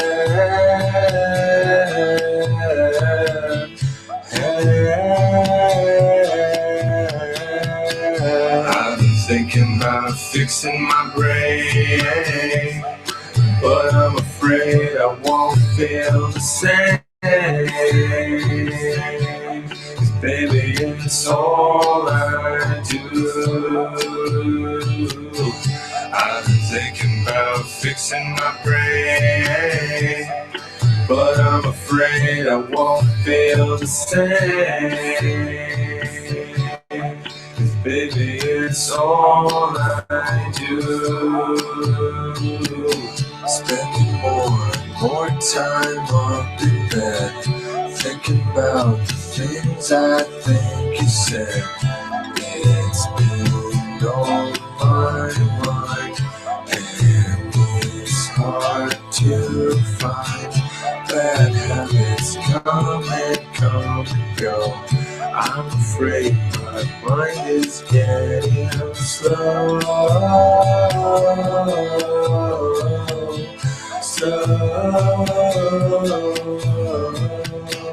I've been thinking about fixing my brain, but I'm afraid I won't feel the same. 'Cause baby, it's all I do. I've been thinking about fixing my brain, but I'm afraid I won't feel the same. 'Cause baby, it's all I do. I swear it's not so hard to understand.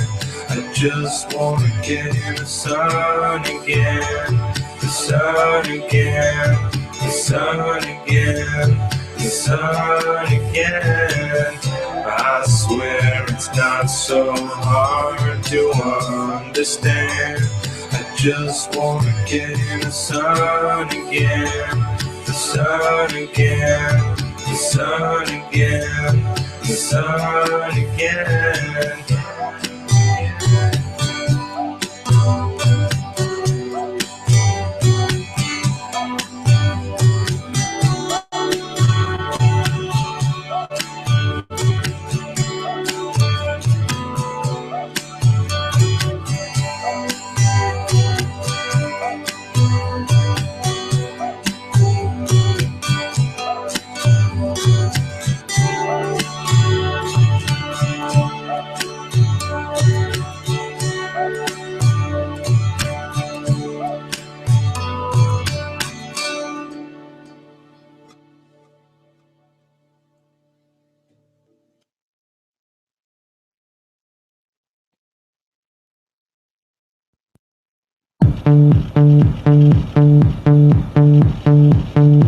Here we go. All right.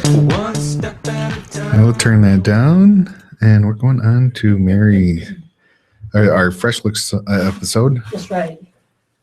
Oh wait, I should Gotta- hold on. I'm sorry. I've got to. How do you want me to Stop handle that. the book Oh, I did. book review? I mean, it's kind of a quick, well, a few pages long. That's fine. Yeah, that's what. Then that's what we're doing for the fresh outlooks, or that, right? I have Fresh a looks? distro review. Oh, you have two things you want to do? Yep. All right. Are you sure you want to do them both, or do you want to hold on to that for the next time? Well, I think between two of them will be fine because the book review is only going to take me about 15 minutes. So, All right. all right, we're going to fire it up. Yeah, let's fire it up. All right. And intro. The Sunday Morning Linux Review with Mary Tomich, Tom Lawrence, and Tony Bemis as the Beaver.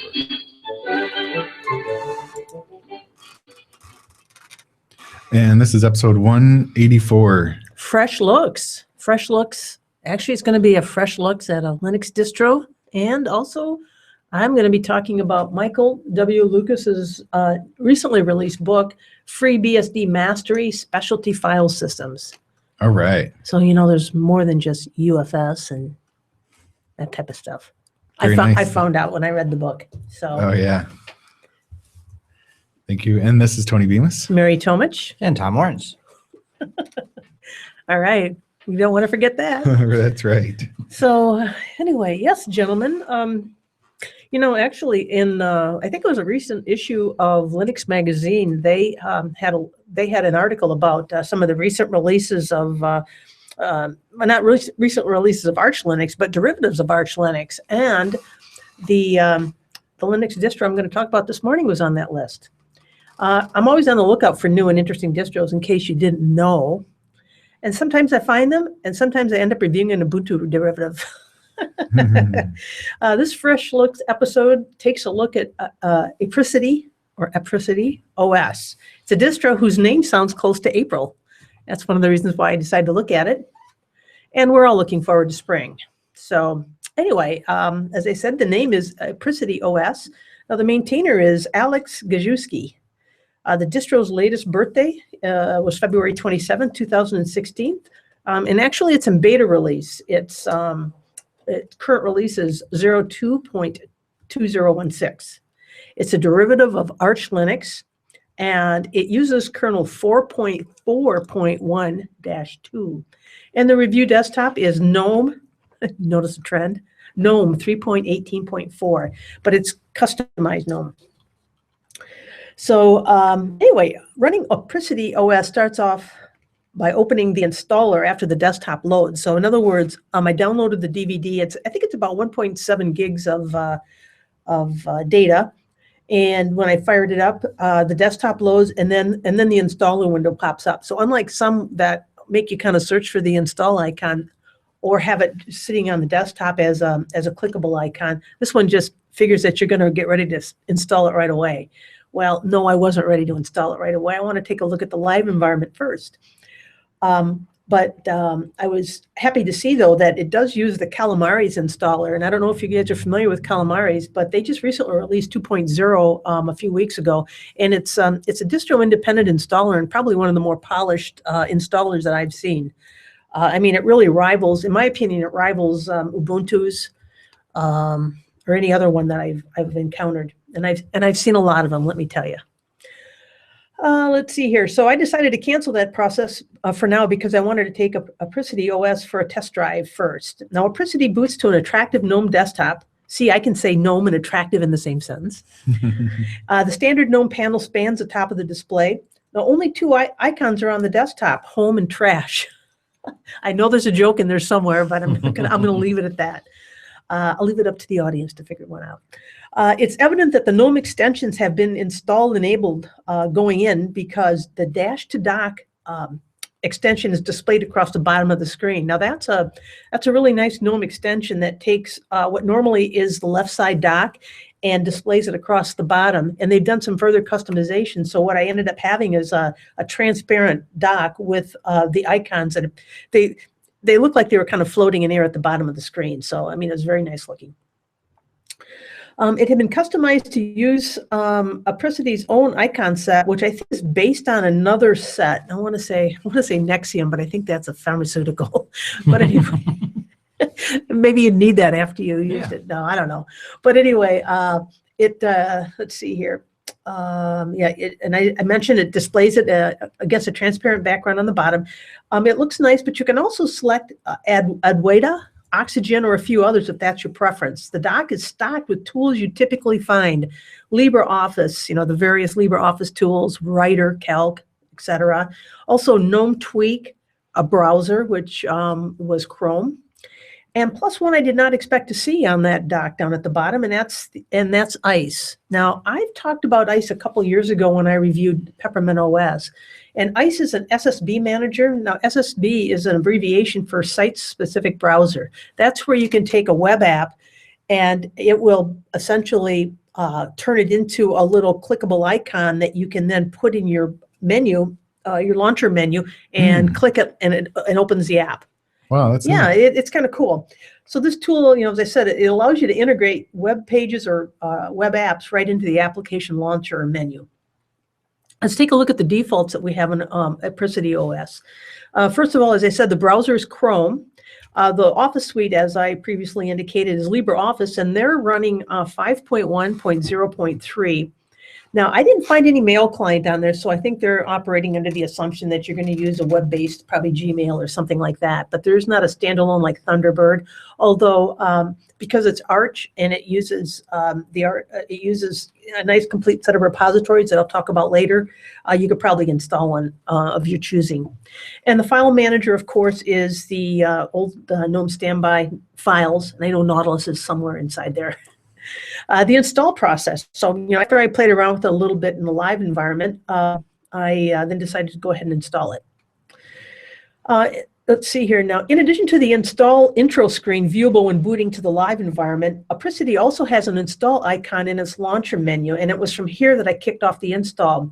If you've used Arch Linux, you'll know that you've got a lot of control over how your system works. You also know that installing Arch takes some effort. So consequently, it's not a distro recommended for beginners or me. Yeah. Now that position doesn't hold true as far as Apricity OS is concerned. I was impressed by the fact that installing it was just as easy as installing Ubuntu. And as a matter of fact, it's almost more easy. It's almost more easier. In other words, the Apricity team has hidden the archiness, if I can say that, behind the curtain. And so really what you're left with is a very smooth process that completely met my my expectations. As I noted earlier, Apricity uses the Calamares installer, which if you're familiar with Calamares, you'll know you'll have a well thought out, solid install experience throughout the process. But would partitioning leave me feeling divided or split on the process? I was about to find out. Now, when I got to the partition phase, it offered me 4 options. I could install alongside, which essentially the installer will shrink a partition and make room for apricity. I could opt to replace an existing partition with the apricity install. I could erase the entire disk and start from scratch, or I could launch manual partitioning. Being that I'm a glutton for punishment, of course, I opted to manually partition the disk. And I'm happy to report that in less than a minute, I had deleted 3 existing partitions and created new ones, one for root, one for home, and of course the Linux slot partition. Now, after finishing the next step, which is basically the user password and related items, I was ready to begin the install. The system was ready to begin the install because it had all the information needed. Now, before it actually kicks off, Calamares will summarize and display all of your install decisions, and it does so in a really attractive to look at way. I mean, it's all nicely organized, including all the partition. It lays out the partition scheme visually. In other words, it doesn't just list your the 3 partitions. It shows me graphically what I've got going. Again, it's Calamares is just an excellent installer. Let's see. So I went ahead and clicked next and began the install. Now, as it progressed, Calamares presents helpful screens and slides that describe the various applications that would be installed on the system. So in addition to just kind of sitting there and being impressed with it, I knew what was going to be coming along later. The install finished without a problem, so I checked reboot the box, the reboot box. They've got a little checkbox. You can just say reboot, and then you hit next, and it takes care of all that. So it automatically reboots after it installs, so you can walk away and then come back later and it'll be ready to go. Yeah. Nice. So, it's just and let's see, but I didn't walk away, so I don't know if it ejects that. You know how the DVD, although actually I will say this, if for some reason it doesn't automatically eject the DVD, because I ran into a couple of little problems I'm going to talk about, because it never just goes beautifully unless it's like Ubuntu or something where it's a couple little problems. But there is a option in Grub that will allow you to go ahead and boot from the hard drive. If, for example, you left the that was Tom's back. Yeah. How's your back over there, Tom? Good. Unexpected. Oh, yeah, I could tell. But anyway, there's a Grub option. If for some reason the disk didn't get ejected, that will allow you just to boot through to the installed OS. So all was good.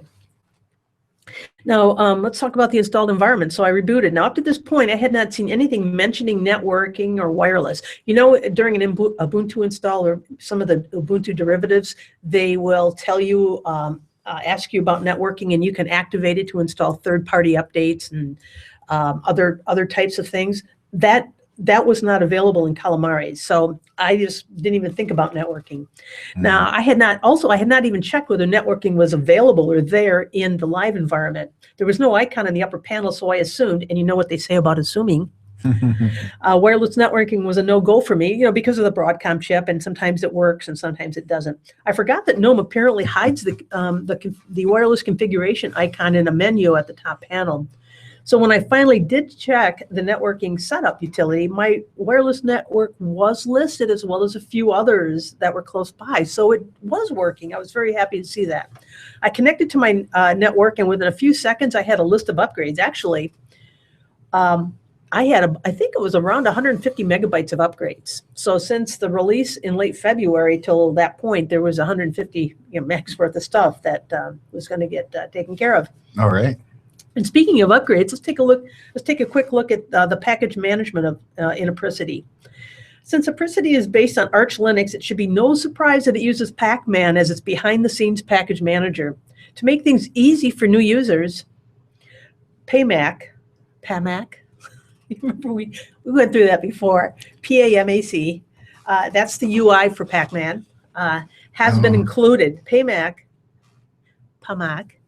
really makes life easy for anyone wanting their package management system to not only just work, but to look good in the process.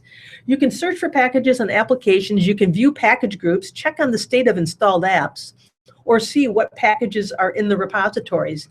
And Apricity includes 5 repositories by default. You've got the Apricity core, Then you've got the core, which I believe covers some of the Arch stuff.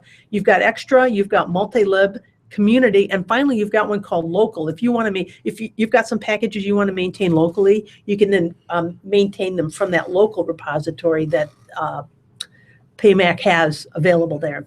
Like Now, if you have a CD or something that. yeah. Yeah. Precisely. And on my system, it was empty. There was nothing in there. So let's see. Now it was so I then went on to start testing the system and just checking what was going on with it. And one of the things about GNOME that I've always found annoying is the hot corner in the upper left area. If you get up there a little too close, stuff shoots up from the sides. What's your mouse doing up in the upper left? Well, there's a little activity. There's some Yeah, stuff that's up right. there. Yeah. It's You go- up there. Hit the X to close the window. Yeah, you hit the X to close the window, and Yeah, and then all of a sudden, And all stuff these flies, other- flies out. Yeah. I hate that. I hate that. Happily, there's a GNOME extension that will allow you to disable it. Yeah. Well, in the configuration of the GNOME stuff, it lets you disable it, right? Yeah, yes, you can in theory. Now, I did not get that far because I ran into some problems I'm going to talk about in a second. But also the desktops, I think the default workspaces are 4, the 4 different desktops will shoot out from the right. And I hate those too because I just use one by default. And if I want to use another one, I'll add it. But anyway, they've got 4 by default. So I encountered, apparently there's an existing bug in the GNOME tweak tool because what I wanted to do is to take those 4 desktops down to 1 so it wouldn't shoot out anymore. So when I attempted to make that change, which was to reduce the number of desktop workspaces to 1, the system froze. Actually, it looked like GNOME Shell had crashed and I had to reboot the system. It appeared also to take down the wireless networking connection after I triggered the bug. The wireless connection was present because when I rebooted, the wireless connection was as present as Donald Trump's modesty. It was not there. I'm just getting a few political jokes in because politics is so crazy over here these days. Oh my gosh. Yeah. So anyway, I rebooted. I actually tried to reboot about 3 different times to see if I could get the network going back up to get that wireless network going again. I checked the modules in the kernel, did ls-mod to see what was there. And WPA supplicant is available and used as a method to get the wireless up and running, but I ended up just reinstalling Apricity because I wanted to go through these steps again and see if the same situation occurred. And I'm sad to say that it did. I reinstalled, wireless was back and working fine. I mean, I found it odd that it didn't persist even after the system crashed and I rebooted. You would think that it would be there, but it wasn't for some reason. One thing I did do though during this episode of crashing is that I was able to open a terminal, and even though the GNOME shell had crashed, I was able to ping an external website. So I could tell I still had networking at that point in time. It's just that when it came back up, it was gone. So it was kind of disappointing at that point because up to this point, I was thinking, wow, this distro really is rocking pretty nicely. So anyway, and then one other thing I noted too is that during this whole crash and reboot sequence, all the nice customizations that came in with the default install were gone. And I ended up with the stock GNOME desktop with the dock on the left, the desktop's on the right, and that was disappointing. Yeah. Speaking of terminals though, I spent a little time in the terminal. I was happy to see that Apricity uses ZSH as its default shell. ZSH, of course, allows for a greater degree of visual customization, and Apricity had nicely pimped out the prompt. What they had done, can I say that? What they had done is when I was in as a regular user, it had this little blue box around it with a little arrow. It was really cool looking. And then when I assumed the root, assumed root responsibility, it then changed to red. So it was like a red box with the name of the user in it. It was really pretty cool looking. One thing I want to mention too, another interesting aspect of the terminal is that users that I automatically became root as soon as I typed in SU didn't prompt me for anything because, as I recall back during the install, I had the option of using the same password as the administrator password. So I sacrificed security for ease of use. There's still like a sudo config. I mean, or maybe it's just SU. Yeah, you just did SU. You didn't do sudo. I SU. didn't do sudo. I just did SU, and boom, it turned into a root. I was a root user immediately. I turned into a goddess immediately. But one thing too is if you prefer to use Bash, I mean, because there are a few people out there that like Bash. Just a couple. Just a couple. You can just simply type Bash in, and then the whole environment changes to Bash, and then you can go ahead and go about your business. And of course, it does, because the default is set to ZSH, you can go in and just change that to Bash in the regular way that you typically would, change that environmental variable to Bash. Let's see here. There was another anomaly I encountered.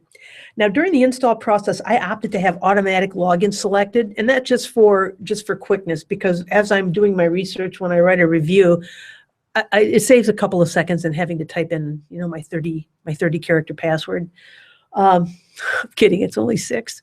But anyway, Apricity, even though I had the automatic login selected, Apricity still prompted for a login. Now, according to the support forums, it's a known issue, and they said it should be fixed in the January beta. Wait, it's March, and it's still there.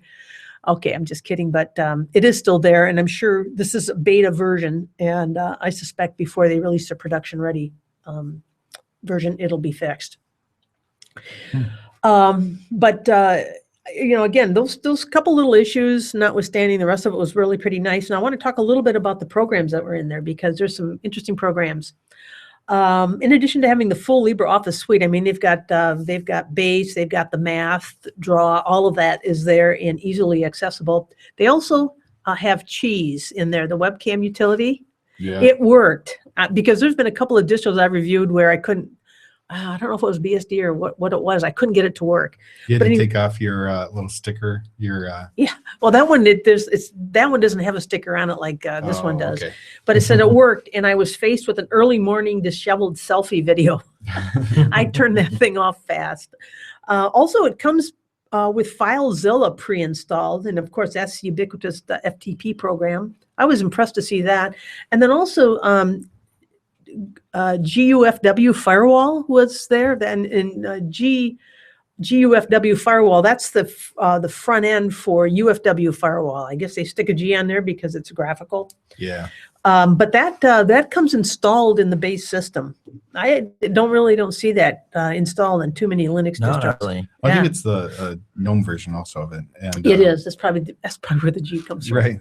And even on my Cinnamon, on my Mint desktop here, it has the firewall installed, but it didn't have the GUFW, right?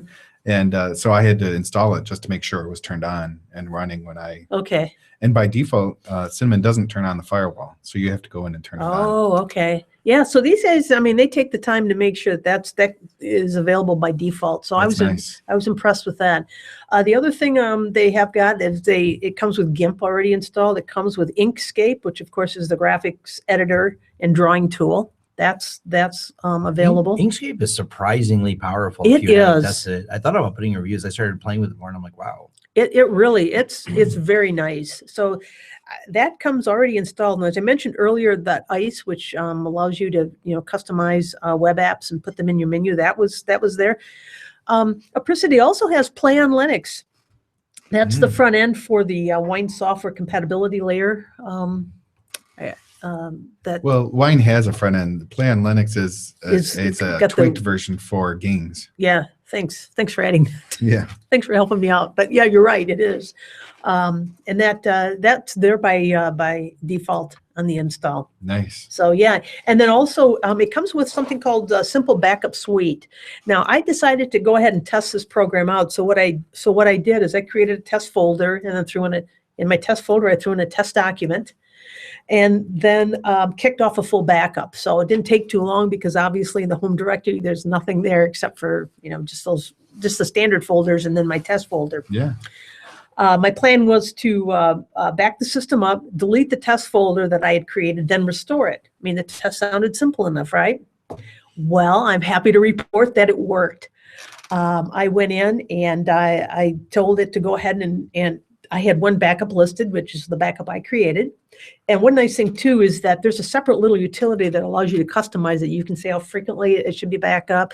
You can also indicate whether it should be backed up locally on your hard drive, which may be fine. But also you can designate a offsite or an external backup location too for your stuff. But it restored my my test folder without a hitch. It was there, the document was inside, and it worked great. I was very happy to see that. Another thing it's got on here too, and I was really surprised to see, was Steam. The Linux gaming platform is on Apricity. There's a lot of push for that. Yeah. That is just something that I have not seen on many Linux distros by default. No, not by default. I like that. So yeah, so that was on there. And then also we've talked about SyncThing, which is the peer-to-peer syncing utility. That also is installed by default in Apricity OS. So Remind me again, what was the name of the backup utility on this one? It was called Simple Backup Suite. Oh, okay. So I heard somebody else talking about they were trying to set up one called Duplicity.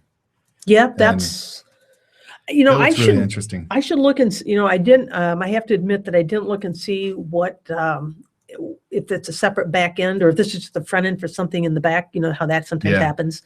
But yeah, from the front end of things, from the graphical environment, it just was very easy to use, and I liked it. Yeah, if you don't mind, just first thing I want to go on a side tangent. That no, go ahead. I was on the Linux Slugcast this last Friday. I was on the podcast. And one of the topics was backups. Yeah, it was backups. I love backups. And setting up Duplicity with S3 storage, the Amazon S3 storage as the source. I experimented with that a couple years ago. Yeah. It works. Yeah, it's pretty cool. And what's nice about Duplicity is it does revisioning and it does full encryption, like encryption over the wire and encryption in storage. Yeah, so you can encrypt it before you upload it. So your S3 container is encrypted? Yeah. Yes. Oh. Before it goes to Amazon, it encrypts on your site. So you set up the private key with encrypted. Duplicity. And I've been testing this out because I'm looking at using Glacier services. Yeah. We talked about that. Yes. I use it. I've got some videos that I don't need access to very fast. Yeah. If you don't remember what Glacier is it's long-term storage. It's slow for access, but it's long-term storage for that Amazon has available, right? Yep. Yeah, I think it's really 4-hour turnaround time or something. Yeah, you have a 4-hour window that from the time you request the file before the file's returned. But it's really, cheap. really inexpensive. I'm thinking about using it as a video archive because all the videos I shoot, it's like I don't need access to them, but it'd be nice not to lose them all in case YouTube disappears or something. Yeah, yeah, exactly. Oh, don't start a rumor. Back real quick to the Apricity. I really like the round icons that are in the menus and stuff. They got a really nice visual feel to it. Like I was flipping through all the screenshots of it. It's really nice. This is well polished. It was, aside from the little glitches that I noted, and again that one GNOME shell crash is not. That's the tweak tool bug. That's not Apricity's bug. Oh, I mean, it's they're affected by the problem. But yeah, Tom, that was one thing that I really thought was attractive. And those icons at the bottom, the little bar is transparent, so it just sits down there very. Yeah, they've done it. I like those little touches because I've always been a little jealous of the Mac environment for always having a really nice UI. Like just they've always been really on top of that. I'm liking that we're seeing this catch up with the Linux community, which is notoriously bad with open source development for years. We always made functional things, not pretty things. Yes. We're getting that combination because it's nice using an interface. It's nice and pleasing with some eye candy and, more than just wobbling windows. It's really nice. Yeah, exactly. And that was one of the, when I downloaded Apricity and fired it up, I was really impressed with how it looked. Because not only do you want something that is got the Linux, or FreeBSD goodness in it, but you also want it to look good because if you're going to show it to friends or people that you might be trying to move off Windows or other operating systems, that's a nice one to do. Yeah, the other thing I noticed is when you have the multiple virtual desktops, I like the way that they put just a little plus at the end of there so you can add another virtual desktop. Oh, if you know, you've I seen didn't that. even see that. Yeah, so if you open it up Nice. and expand it, and like how you reduce it down to one, but if you wanted to add one, it looks, I'm not running the OS, but looking based on screenshots, looks like there's got a little plus just to add a virtual desktop, so you don't have to go in there and enable how 5 many you clicks want. to go in. Right, you can just go pull it up the Mhm. menu and just add another virtual desktop to get a project, which is pretty cool. Yeah, very Nice. nice. Very nice. You know, one of the screenshots also shows push bullet as on there. So I wonder if they run that as like an app, Oh yeah, if So you ran it that's as a integration, that would be kind of neat. Chrome plugin. Yeah. Well, you know, I didn't get that far. But I'm Detail. glad you guys Yeah. saw that.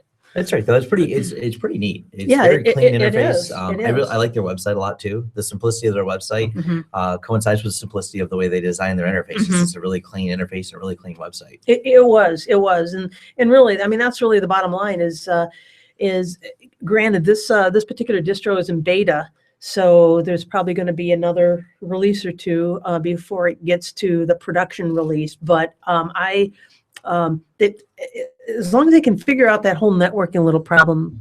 Yeah, I'm sure it shouldn't be too big of a deal to fix that.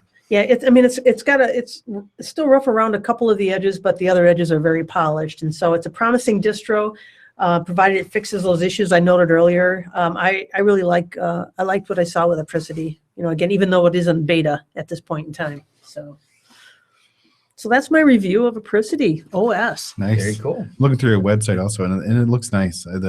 Nicely laid out and pretty.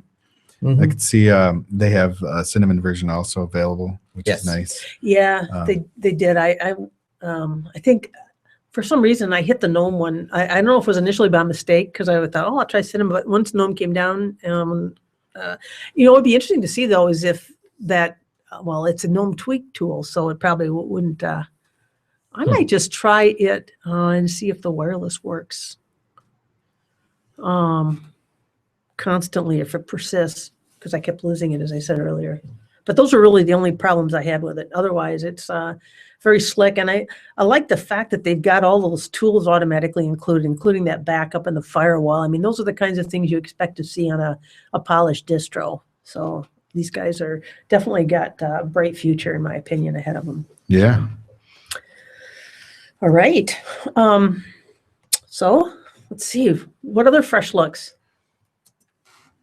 You want me to keep talking? Go ahead. Yeah. All right. You're on a roll. All right. And you are extra happy today. I'm on a roll. Must have been that bagel I had. Okay. That white powdery substance. No, just kidding. That was a joke for sure. All right. And actually, I am going to take a fresh look at another of Michael Lucas's books. And his latest book in his FreeBSD Mastery series is a 200+ page specialty file system book. Now, for this offering, he's organized the material, and I'm just going to flip through here. He's organized it into 4 chapters. I don't know why I put 14 in my notes, but I'm looking at it now. He's oh, you know what it is? He starts with chapter 0. He does this in all of his books. So chapter 0 is the introduction. So if you count them, there are 14 here, but I think I was looking at the ebook, and I think the ebook reader just counted them, and I think that's where it came from, because there's an afterword at the very bottom. But anyway, so what it does is it covers file system categories like namespace, memory, network, DevFS, which by the way gets its own chapter, and interestingly named foreign file systems. Now, additionally, the book includes chapters for file system glues, and this, for example, Fuse, AutoFS, and throughout the book he provides includes useful commands, many of which Linux users will recognize. Now, the first chapter, Foreign File Systems, caught my eye because of the interesting chapter name, because I'm thinking foreign. It's such a hot topic these days. But really what it is it talks about Linux file systems, and also Windows file systems, DOS, FAT, NTFS, as well as ISO 9660. These are the foreign file systems that, or the file systems that FreeBSD considers foreign, or that Lucas considers foreign. And then, of course, the EXTs. As part of his ISO 9660 discussion, Lucas touches on the extensions And these are used to support file names and attributes, and the two most common of which are Joliet and Rock Ridge. Now, you can specify the extensions when creating your ISO, but you can't backfit them after the ISO is created. I didn't know this, and Tom, you probably know this, maybe you too, Tony. Joliet was created by Microsoft to support longer file names up to 103 characters and up to an 8-layer directory structure, and Rock Ridge are for Unix-like file systems and allow for longer file names, deeper directories. There's a joke there. I'm not going to go there though. And Unix attributes like file ownership, symbolic links, etc. I had always seen Joliet and Rock Ridge, but I didn't know the nuances. Well, it's like the High Sierra format, which I'm not familiar with that. That's also another CD-ROM formatting of the CD-ROM itself related to where the discussion took place. And I think it was called the High Sierra Hotel. So there's actually a history of naming these based on where they were discussed. Oh, sure. Must have been Joliet, Illinois. Yes. Outside of Chicago. You know the three-letter identifier for it is JOT? That's back from my air traffic control days. Oh. Yeah. There's a nav aid there. Yeah, there's been a lot of, it's funny, CD-ROMs, I'm kind of glad they're dying, but there was so many disputes with file systems and things like that. I've had to, it's really weird, the system will let you write, a lot of tools will let you write these directories that are actually not readable later. So you end up going more than 8 layers deep. They'll actually create file systems, and I've had problems recovering this when I've had to recover data from people. Back when they used to back up on CD rewrite was a popular format. Oh, is that like the plus RW? Yes, people would have programs, and I guess the programs would ignore the format properly, and they would do data dumps to the CD-ROM for the rewritable format for backups on their systems, but they were not easily recoverable because they would go too deep into it. So there's always issues. So it's kind of, there was always a lot of, I don't really understand why the CD-ROM file systems didn't just follow some of like this more standardized file systems. So yeah, and you know, again, it just goes to show how Unix was superior. I mean, you know, longer file names, deeper directories, and then all the attributes that are available. Yes, so. Unix, we go deeper. Yeah, longer, deeper. Okay, well, we're gonna move right on. Oh, there was Bad Mary again. Okay, but anyway, per the book, FreeBSD includes full read-write support for EX2, FS, EX3, EXT3, EXT4, and read-only support for Riser FS. Now, interestingly, according to what Lucas said in his book, FreeBSD classifies all EXT file systems as EXT2 because EXT3 and 4 are just merely expansions on EXT2. I think adding journaling. Yes. There's a backwards compatibility, but you lose the journaling. But they're backwards compatible because the base structure is the same. Yep. And he then, they also mentioned here that to provide support for this file system, the appropriate kernel module needs to be loaded. Also noted too is that Riser FS receives some attention in this chapter. And my impression of Riser FS on FreeBSD was move the files to a FreeBSD system because many Riser FS features don't map easily onto anything FreeBSD supports. And I think that was mentioned in here. So if you load it, it's readable, but just move it off there into something else that provides greater functionality. Let's see, Chapter 2 covers DevFS. That's the file system handling device nodes. Now, based on the research I did as I read this chapter, I have to tell you, when I read these chapters, I had to go do additional research because there's a certain amount of knowledge that is assumed when you're reading this. And because I'm kind of a newbie at this, I had to go out and learn some stuff too. So, but I'm happy to say I did that, and I will continue to speak on this here. Let's see. Linux uses, this whole DevFS. Linux uses udev, HAL, or some combination thereof. FreeBSD, on the other hand, is truer to its Unix roots and uses DevFS to create and configure device nodes automatically. And FreeBSD breaks device node management into 3 pieces: configuring devices at boot, configuring those that appear after boot, and managing device node permissions and access control. DevFS is a logical file system which runs in system memory, so a reboot causes the kernel and DevFS to spawn a new pristine /dev, which has the initial hardware configuration, and devfs.conf holds any custom changes to nodes, ownership, or rules. Lucas includes an example of a non-privileged process needing access to a serial terminal. Adding the user to the dialer group takes care of it, but also has the unintended benefit of granting access to all serial ports. So specifying access in devfs.conf takes care of this problem. So that user then only has access to that specific item rather than kind of that standard thing that standard access that he or she would have if they were just added to the group. Now, the remainder of the chapter discusses rules, how to create them, debugging suggestions, to name a few. I mean, it's quite a bit in there. Chapter 3 talks about namespace file systems, and it was an interesting read. It was here that I discovered another difference between Linux and FreeBSD, and that's procfs. Procfs, which displays the system's current processes. However, FreeBSD does not use procfs by default. Process information involves security considerations. So according to Lucas, all information you'd find in procfs is also available through the preferred sysctl, that syscontrol interface, that's SYSCTL.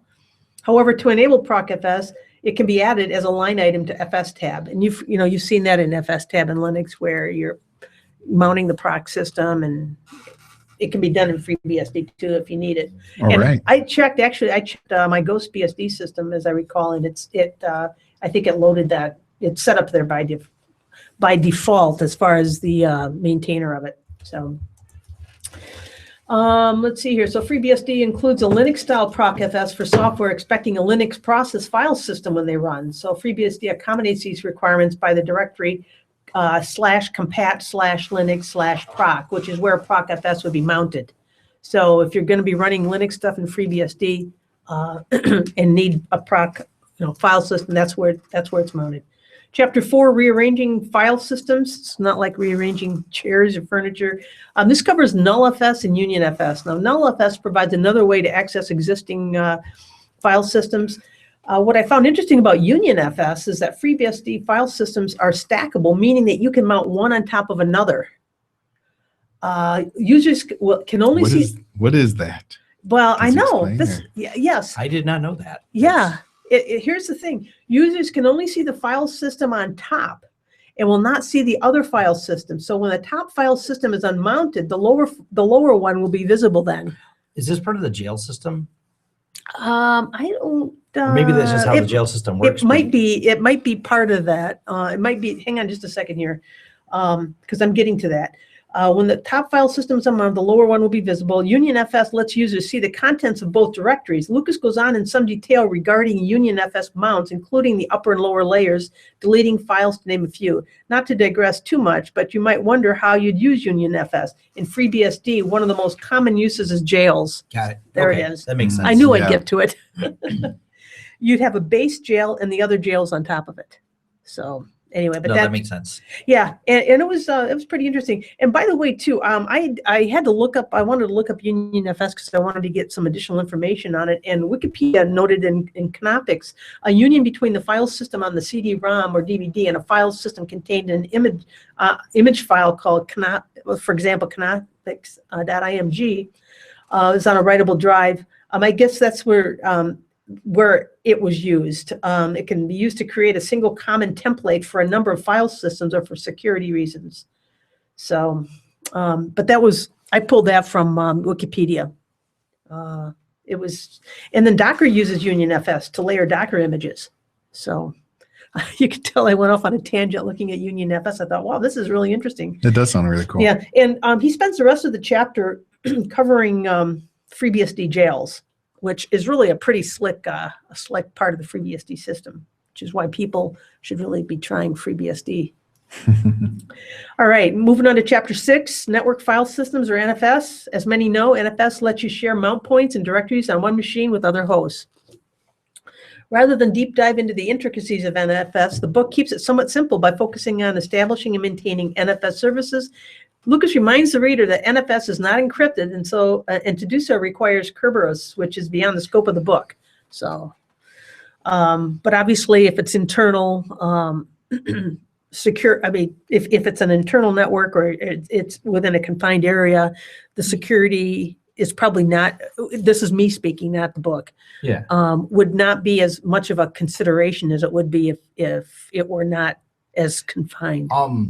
I have some NFS If you mounts. understood what I just said. Yes, and I have some. I have an because I have an unencrypted NFS mount, but Mhm. it's done across 2 virtual machines on 1 physical server, so it never even leaves its own Yeah, internal network. that's a nice confined area. So Yeah. it doesn't. I don't see it as big of a deal. Okay. But anyway, so let's see here. Yeah, so rather than, yes, so Lucas reminds the reader that it's not encrypted and blah, blah, blah. Okay. The chapter travels from the basics, like the various versions, there are 4, to the protocol and enabling the NFS server, which is handled apparently in the rc.conf file. So that's available. Chapter 7, the Common Internet File System Client. SIFS? Yes, that's the Windows shares. Yes, exactly.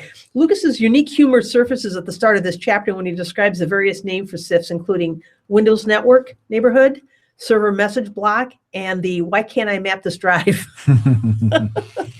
FreeBSD includes the SMB util program that handles SIF shares, but does not include a SIF server in the base system. And I'm not even sure Linux does in the base system either. I mean, you can certainly install it. He says, instead, the open source Samba server works quite well. And I remember playing around with that a few years ago. I had a share, and then I had the little Samba thing going. It was kind of nice. Lucas advises using SIFs to interoperate with existing Windows infrastructure and NFS if you're supporting Unix systems. The rest of the chapter concerns itself with, hang on just a second, let me flip to it. Concerns itself with setup. And by the way, too, it also goes into some ZFS under other server options. It goes into managing NFS with ZFS properties, NFS clients, mount options, etc. I mean, he really, I think, gives a good bit of information about SIFs and SIFs and NFS in those respective chapters. Now, moving on to chapter 8, that's iSCSI, and it's not really an area that I myself had a lot of familiarity with. I suspect a lot of my devices run it, but it's the longest chapter of the book and covers a small computer system interface. Now, although there are not a lot of SCSI drives out there, the SCSI commands linger in modern SATA and SAS drives. So he goes in, he talks about, connecting, disconnecting, and just the various parameters associated with iSCSI. And, as he does throughout the book, he includes helpful commands to enable you to debug if you've got a problem, as well as just to maintain the system. I mean, I really found the book to be an interesting read.